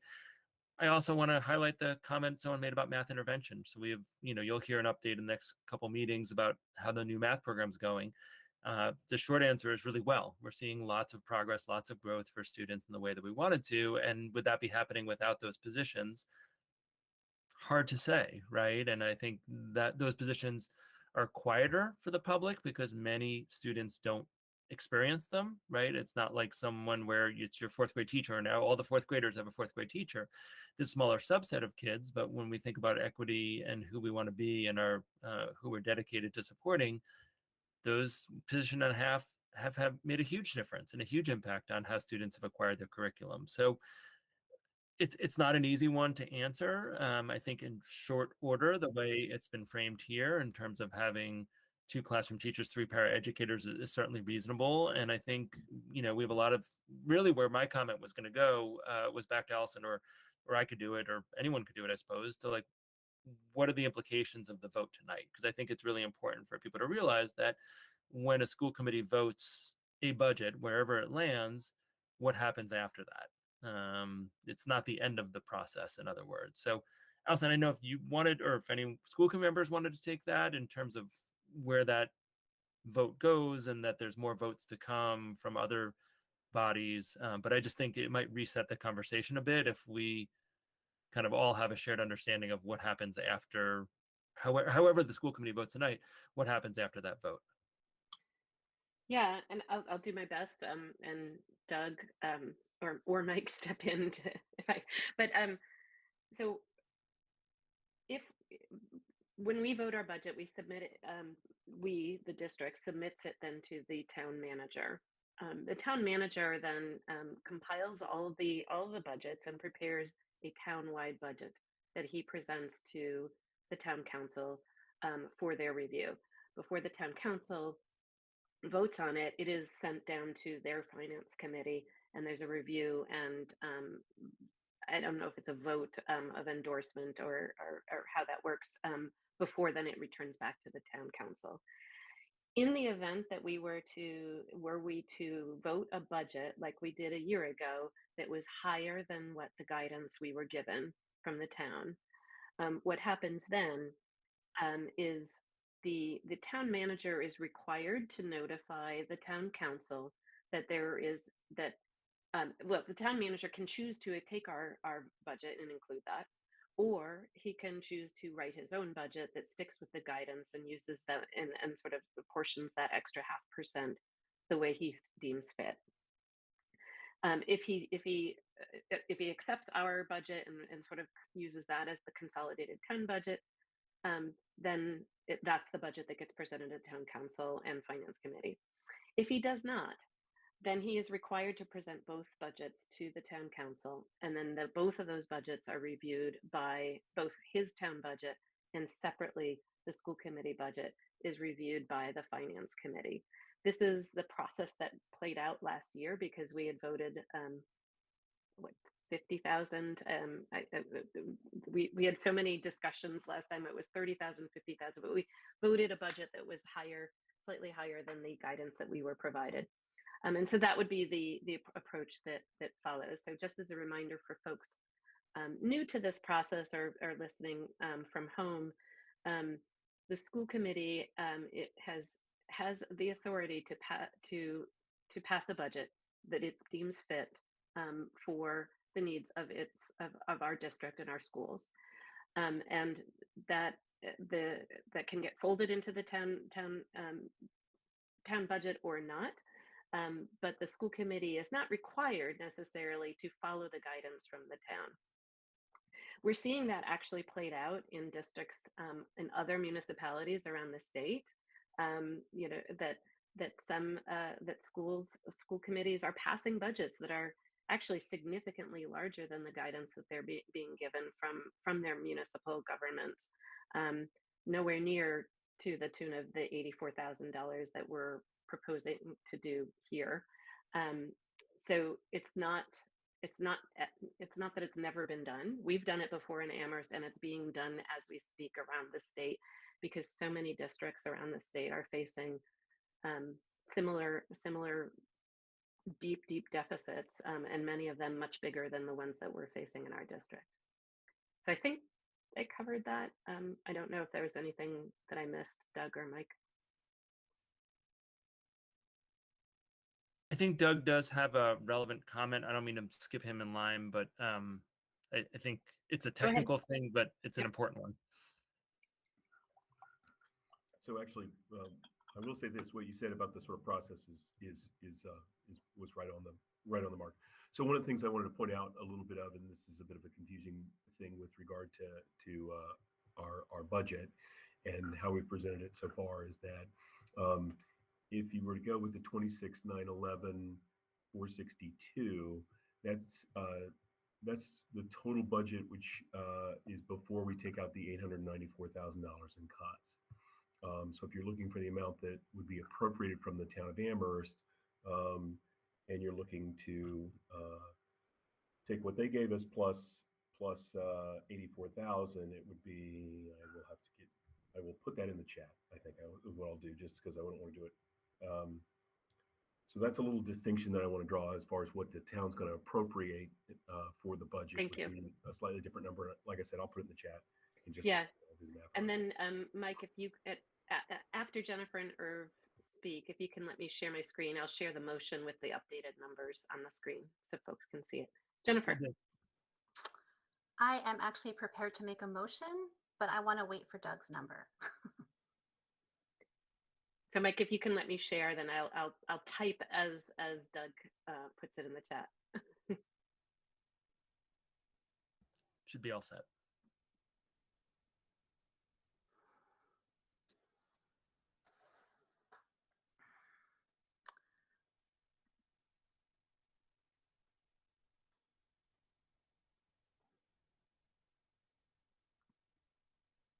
Thank you. Irv? It's I guess in some ways I'm baffled, but one of the things that has occurred to me, because maybe I've been around enough to see these things occur, and I think that it's beginning to occur in Amherst, and will increase in speed over the upcoming years, is as the increase in high needs students and BIPOC students enter the school system, the budget goes down. That has been a narrative over the years, over not only here in Amherst, but also throughout this country. And this shouldn't happen here. We have opened the doors in Amherst in relationship to affordable housing for low income residents who have kids. Those kids go to our schools. Those kids sometimes bring higher needs that need to be dealt with. Uh, and some of those needs then translate into not only increase in needs for paraprofessional, but for smaller classroom and other specialized services. So I am disturbed that this pattern is beginning to play out here in Amherst. Uh, the other thing is getting back to what Doug and others are, what other people are proposing in terms of that increase of $84,000. If I were sitting on the town council looking at this, I would say, all right, you guys, you have a contingency fund. Why aren't you using that first? Why don't you go ahead and use that and apply it first before coming to ask us, the town, to increase the amount that we have said we're going to give you, or that that are going to be put into your appropriation.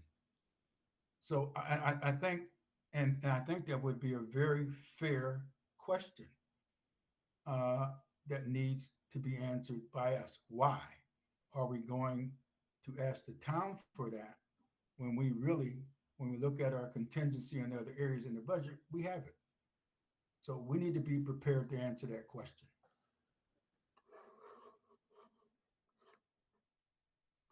Peter. Excuse me, Allison, point of order. Go ahead, Jennifer.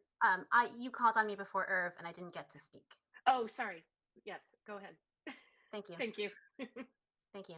I move to approve the Amherst Elementary School's fiscal 24 budget amended to a total budget of $26,017,095 and to change the reductions in staff from 4 classroom teachers to 2 and from 10 paraeducators to 7, and to strongly urge the superintendent and finance director to keep the 3 full-time library paraeducator positions. Second. Jennifer, can you Sure. restate that last part? To strongly urge the superintendent and finance director to keep the 3 full-time library paraeducator positions.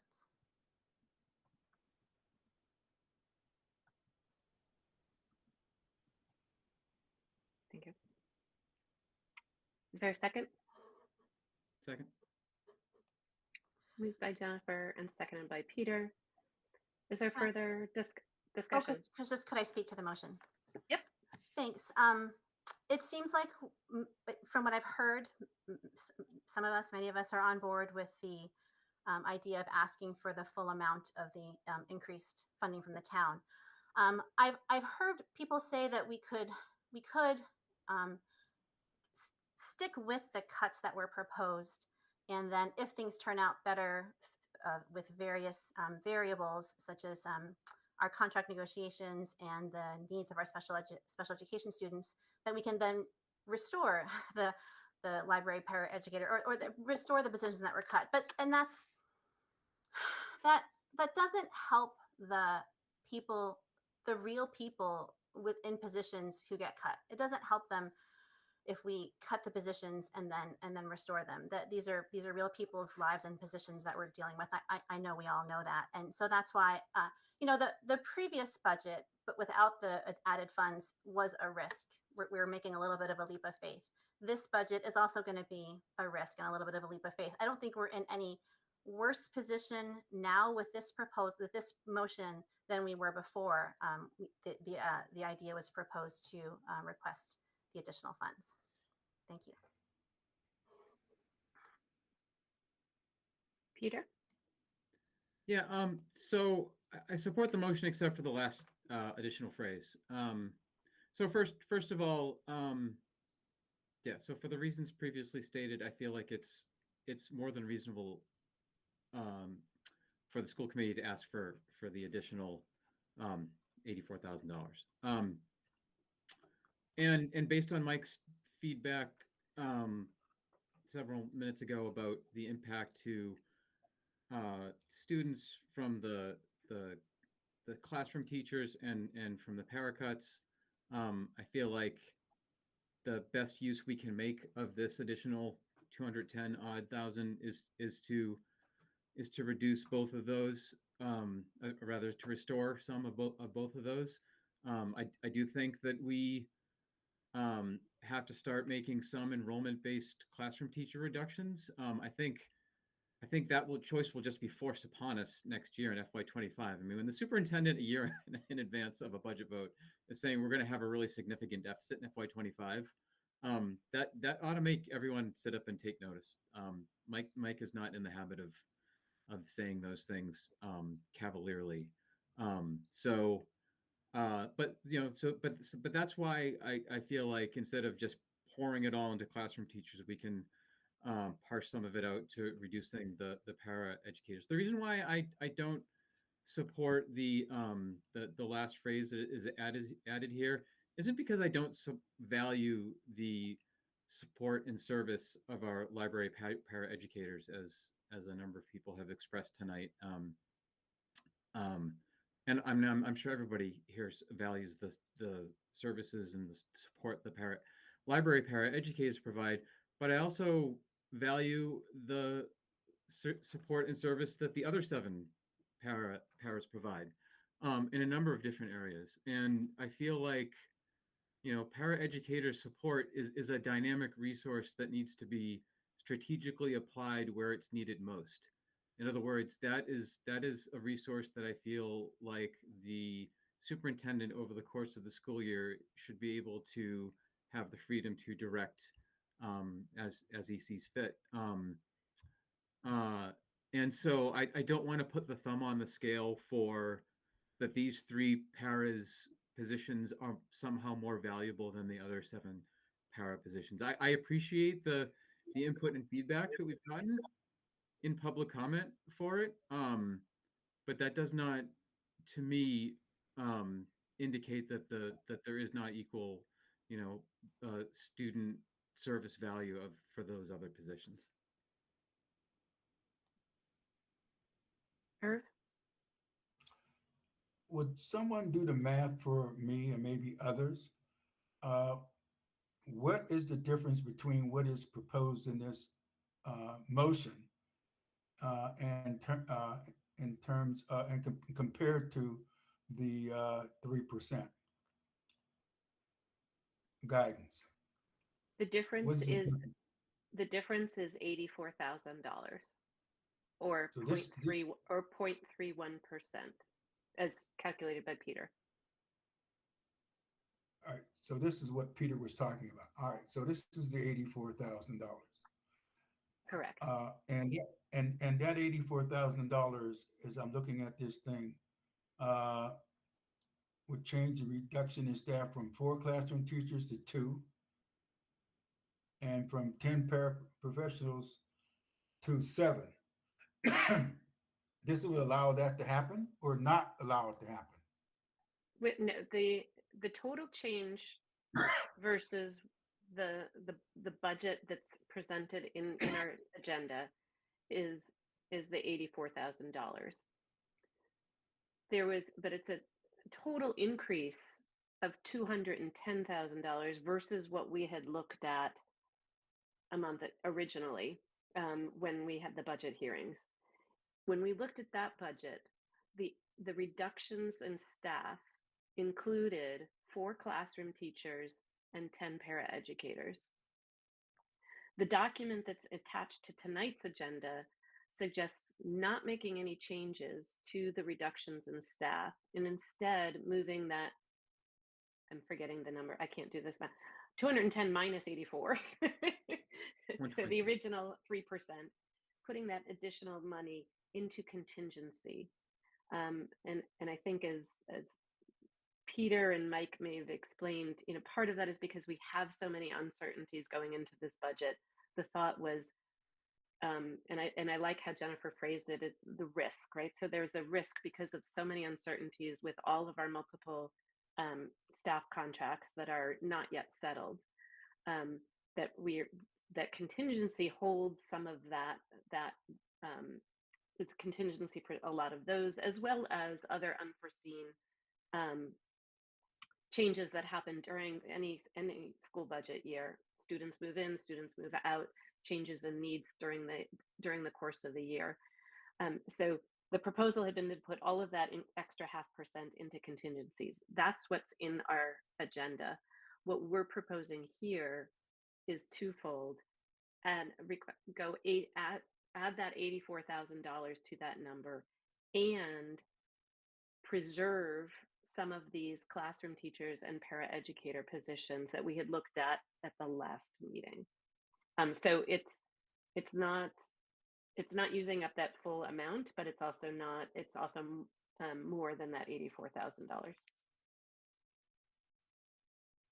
Ben.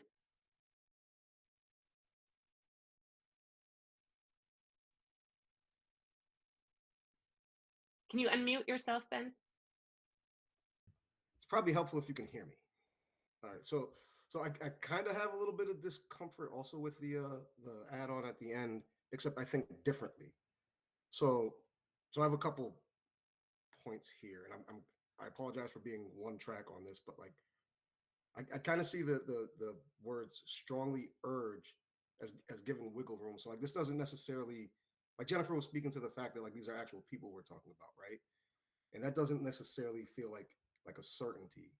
And so the thing that I'm wondering is like, what are the odds that we add these positions back into the budget, and then next year we're looking at cutting them again? I know nobody here is a soothsayer. Nobody can give me that exact answer. But that's kind of where I have a little bit of discomfort here, I would say. Other than that, like I would like to see those positions restored. I'll go to Mike first, and then I'll speak before going back to Peter. Mike? Yeah, I mean, I'll roll with what school committee votes and town council decides. I think the concern about not having more in control account is, given that a lot of our budget is undetermined right now, we have contractual deadlines of when we have to inform people if their positions are going to be guaranteed to be funded for next year. And it's just a caution. I'm not suggesting that you don't vote this motion, but I think we're going to have to do a lot of thinking about who we notify. Because if we end up with, Jennifer, I like the term you use, it's risk, right? And if that risk ends up going to the bad, right? We have contractual deadlines of April 15th for Unit A staff and June 1st, I believe, for Unit C staff, where we have to we guarantee a contract, right, for the following year. And so just my caution point is, I'm not quite sure how to do that given the uncertainties that we have at the moment. And that's not necessarily a reason not to vote on this motion. It may be perhaps at our next meeting, I may look for some guidance because I'm concerned about the risk that's inherent in our budgets. And once we guarantee positions, we guarantee them. We're good to our word on that. And so it's a caution point on the operational side that we can't, settle contracts. If the contract settles in April 16th, we've made our commitments. And if it ends up that we are beyond our budget, we have some really limited options at our disposal because, as was noted, most of our budget, vast majority of our budget goes to pay for salaries. So it's a caution. We'll go with it. It it may have unintended consequences of a broader swath of uncertainty that we have to communicate out to to our staff. So I get it, and I'm not speaking against the motion, or not telling folks not to vote on it, but without putting more in contingency, um, it positions us in perhaps an awkward way. And if we end up with not enough money in the contingency, given the lack of contracts that many of our staff members have right now, um, it may end up with you all advocating for additional funds, because I'm not sure how we respond to that. We don't have excess that we just keep around for these moments in this kind of scale. So, Doug, I'm not saying that well. I think you know what I'm saying. If you can say it better, certainly you feel welcome to jump in. But it's a caution. I think Jennifer's right with the word risk, and it makes it hard to know how to guarantee things at the contractual deadlines that we have. That's all I wanted to say.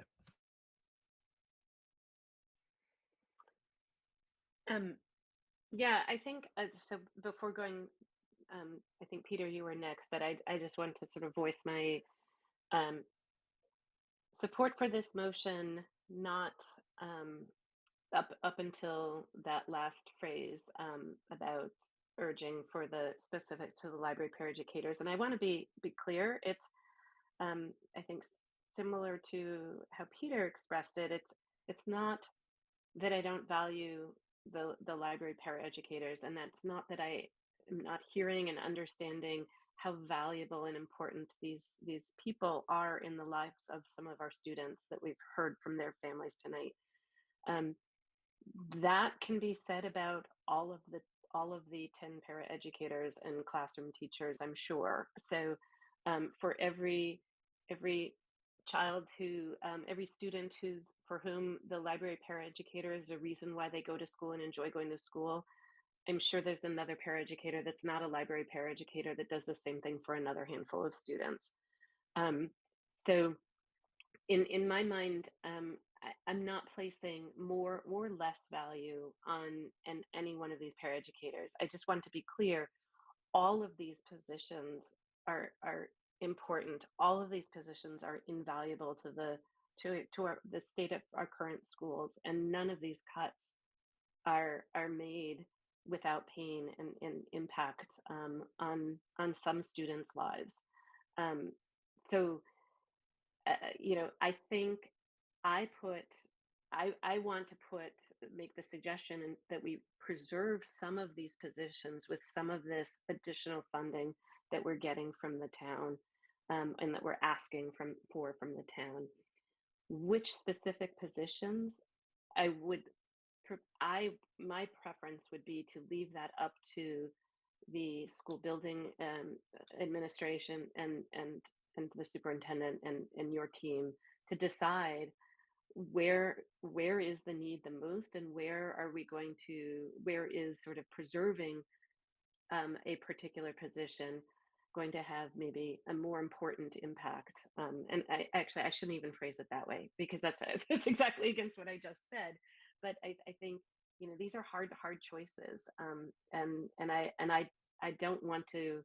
I think I'm hearing you, Mike, say that we're already putting some significant constraints on you just by wanting to preserve these positions. And I would prefer not to put even more constraints on in terms of dictating which specific positions should be preserved.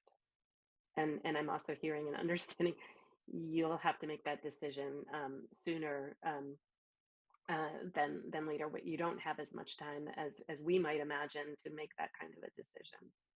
But that's sort of, I support the motion up until that point. So everybody's hands is raised, it seems. So Mike, I don't know if you wanted to respond first to what I said, and then I'll go to Peter. Okay. Yeah, can I just clarify one thing you just said, which is I don't feel like I'm not opposed to at all to requesting additional money from the town. And that's not the constraint. The constraint is the situation of not having settled contracts and contractual timelines of informing staff. That's the constraint. The constraint isn't about the additional funds. or any that doesn't add constraints. The constraints are the other factors. I just wanted to be really clear. I might have misspoke before. If I did, I apologize. Yep. Sorry, one question before we go to Peter. With this funding level of $26,017,095, with these, if we were to preserve these positions, so preserve 2 classroom teachers and 3 paraeducators, that 210,000, is that used up all for preserving these positions, or does some of it go into contingency still? Approximately. We're not going to hold you to it. I'm doing a little math in my head. It's pretty much all of it, because when you include some of the staff turnover saves, which comes from fewer positions, fewer health insurance plans. I mean, Doug, you can correct me if I'm wrong, but that pretty much is right on the nose, right? Yeah, it is. It's I mean, it's plus or minus like $1,000 or something would be about all you'd see. So, yeah. Okay. Thank you, Peter. So real quick to close the loop on a couple things. Yeah, I think everything Mike said about the additional risk of not putting this in contingency is, I agree with. And I see any of these options as incurring a level of risk that I'm not comfortable with. So it's like it's relative levels of uncomfortable risk, and so I don't want to pretend like there's an uncomfortable risk in that we're constraining the future budgetary decisions of the superintendent finance director by doing this. And yet I feel like at this level it's that's what I want to support. So again, for this specific motion, I'll be voting no on this because of the last phrase. But I look forward to supporting a motion after that doesn't have that phrase. And in terms of the question, like, are we at risk of these positions just being cut the following year in FY25? Absolutely, we are. Absolutely, we are. Like, everyone should be on the same page of that. School committee, public, town council, unions, everybody. Like we just heard the superintendent say, we're going to have a really significant deficit. He said before to expect staff reductions across all departments, and the one-time ESSER funding is creating a $500,000 budget hole. That's these are absolutely at risk, along with a number of other positions. And this is at the COLA level of the school committee's current proposal, right? It would be far greater if the COLA increases significantly. And again, that's not like I've seen it that characterization characterized as a threat. It's not a threat. It's not rhetoric. That's just the math of if we have this much funding, and there's nowhere else to take it from. Where then positions are going to go down if the overall compensation goes up. I can't find the queue, so I'm not sure whose hand was raised first. So I think it might have been Irv. And I'm going to ask, because the motion is on the table, so I just want to make sure that we're moving. And if somebody wants to call the question to vote on this motion, but Irv and then Jennifer. All right. So I mean, in terms of people being sort of not wanting to support the last part of this motion, the last part of the motion to me is meaningless because it's only urging. It's not saying that you're going to do it. I mean, I can urge someone to do anything, but that doesn't mean I can force them to do it. So it carries nothing for it, means nothing to me. It's more, the first part of it is more meaningful. It is something that the school committee supports, but strongly urging something is totally different. So I can support this motion. The other thing is that even supporting this motion, I am also mindful of that I expected to go nowhere in terms of the town council. Thirdly, what Mike is saying is absolutely correct, is that, hey, no matter what we do here and what we vote here, he has some decisions to make by April, mid-April. And those decisions are going to have to be made independent of these decisions we make here, because the town will not have made all the decisions they need to make in order to support what Mike would need to have to go forward. So Mike, you're going to have to make those decisions anyway. Anyway, so I support this, and it's in the way it's stated, because the last part of it, to me, is meaningless. It has no teeth, no bite, but the first part has the bite. Jennifer. Well, thank you to for saying that, because I chose my words with intention in that last clause. Um, I don't, my intention is not for that last clause to be a constraint at all. It doesn't take the decision away from where the decisions lie for these positions, and we're not making the decision for anyone. It doesn't require any action. So I specifically chose. It's an urging, which is, as I said, I was intentional in choosing. Yeah, that's all. Thank you. Ben. Yes, I move to call the question. This is beyond my Robert's rules knowledge, so I think we have to vote on the call the question first. Okay. Right, we vote on ending discussion. Thank you. Yes, yes. I'll second Ben's motion then. Thank you. And so we'll take a roll call vote, and this is just to end discussion. So Irv? Yes. Peter? Aye. Allison, aye. Ben? Aye. Jennifer? Aye. Okay.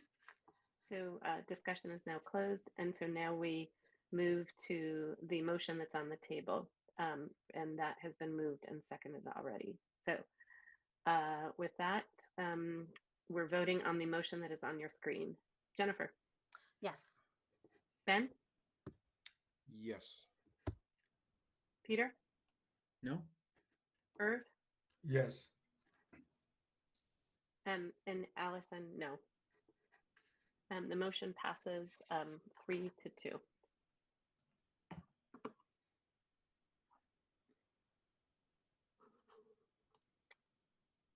I've got to find our agenda. So as mentioned, then that budget now will be sent to the town manager for then to be wrapped into or presented separately to the town council and the finance committee of the town. Okay, with that, we now move on to our next item, was the school choice vote. So we had our school choice hearing 2 weeks ago. And I'm going to look to Mike if there was anything that you wanted to add before we vote. Maybe just to recap that we have historically been a school choice district over the last 10 years. We have shifted over the last few years to really looking at kindergarten as our primary grade of enrollment, unless there's, grade levels that have particularly unique circumstances or situations. We find that students who have a 6 or 7 year relationship with our schools, it's both better for the schools and better for the families and child to build that relationship over time. It's also where we have the least predictability of grade level, of class size and cohort size. So we try to look to fill spaces. Finally, we're very conscious of a potential building project and making sure our enrollments match the size of that building project's projected enrollment. So we take all of that into account. As a result, I would recommend that that Amherst continues to be a school choice district for the next school year. And I think I'll happy to answer any questions that anyone might have around choice or that decision that you all have tonight. Peter.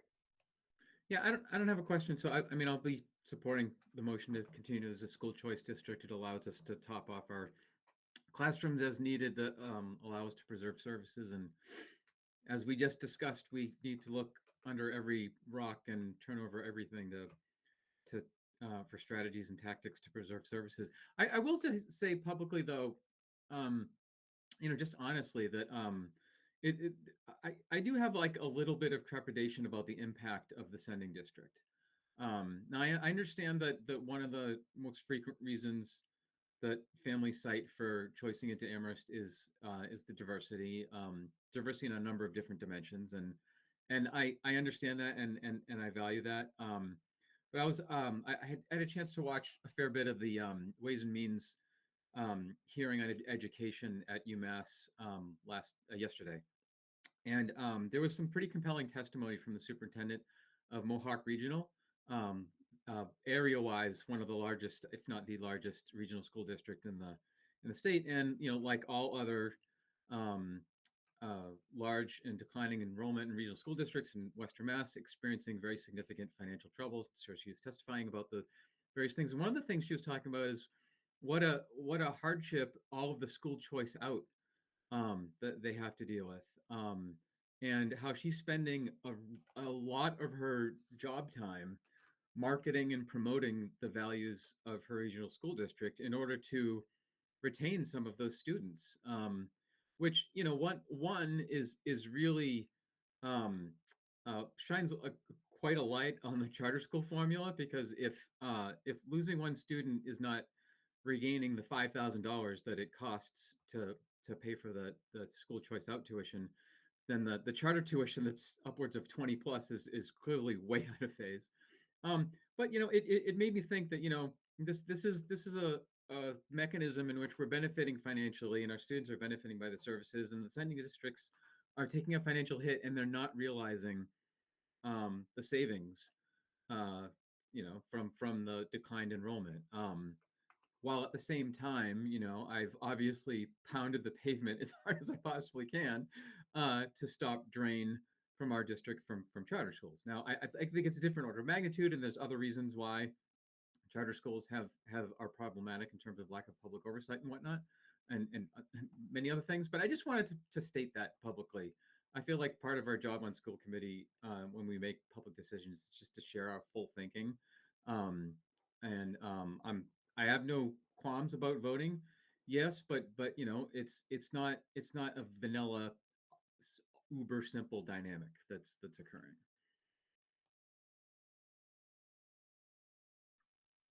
Thank you. Jennifer. So, sort of going along on the same theme as Peter, and in the context of the budget vote that we just took and the budget discussion we just had, and the idea of and the topic of school choice, I think it would behoove us as a district to think about how we prevent. So I know this vote we're going to take tonight is about accepting school choice students, but to Peter's point, we also lose students from our district to charter and choice. So what can we be doing within our capacity and within our resources and within our staffing to find out why families are leaving our district for charter or choice, and what we can do about it?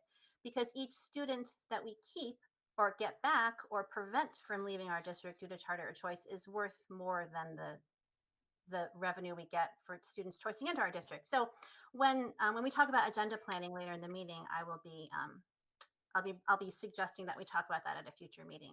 But I also I will be voting in favor of staying a school choice district.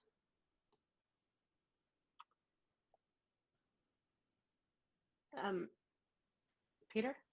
I'll just quickly plus one that suggestion. That is music to my ears. It's a huge topic, but one we've talked about a number of different times before. And yeah, absolutely in this context, it applies more impactfully to charter schools, but certainly the overall idea of retaining. I'm just gonna. Sorry, I was, and Jennifer, you caught yourself too. It was like we're moving beyond sort of the stated agenda, so I just want to say.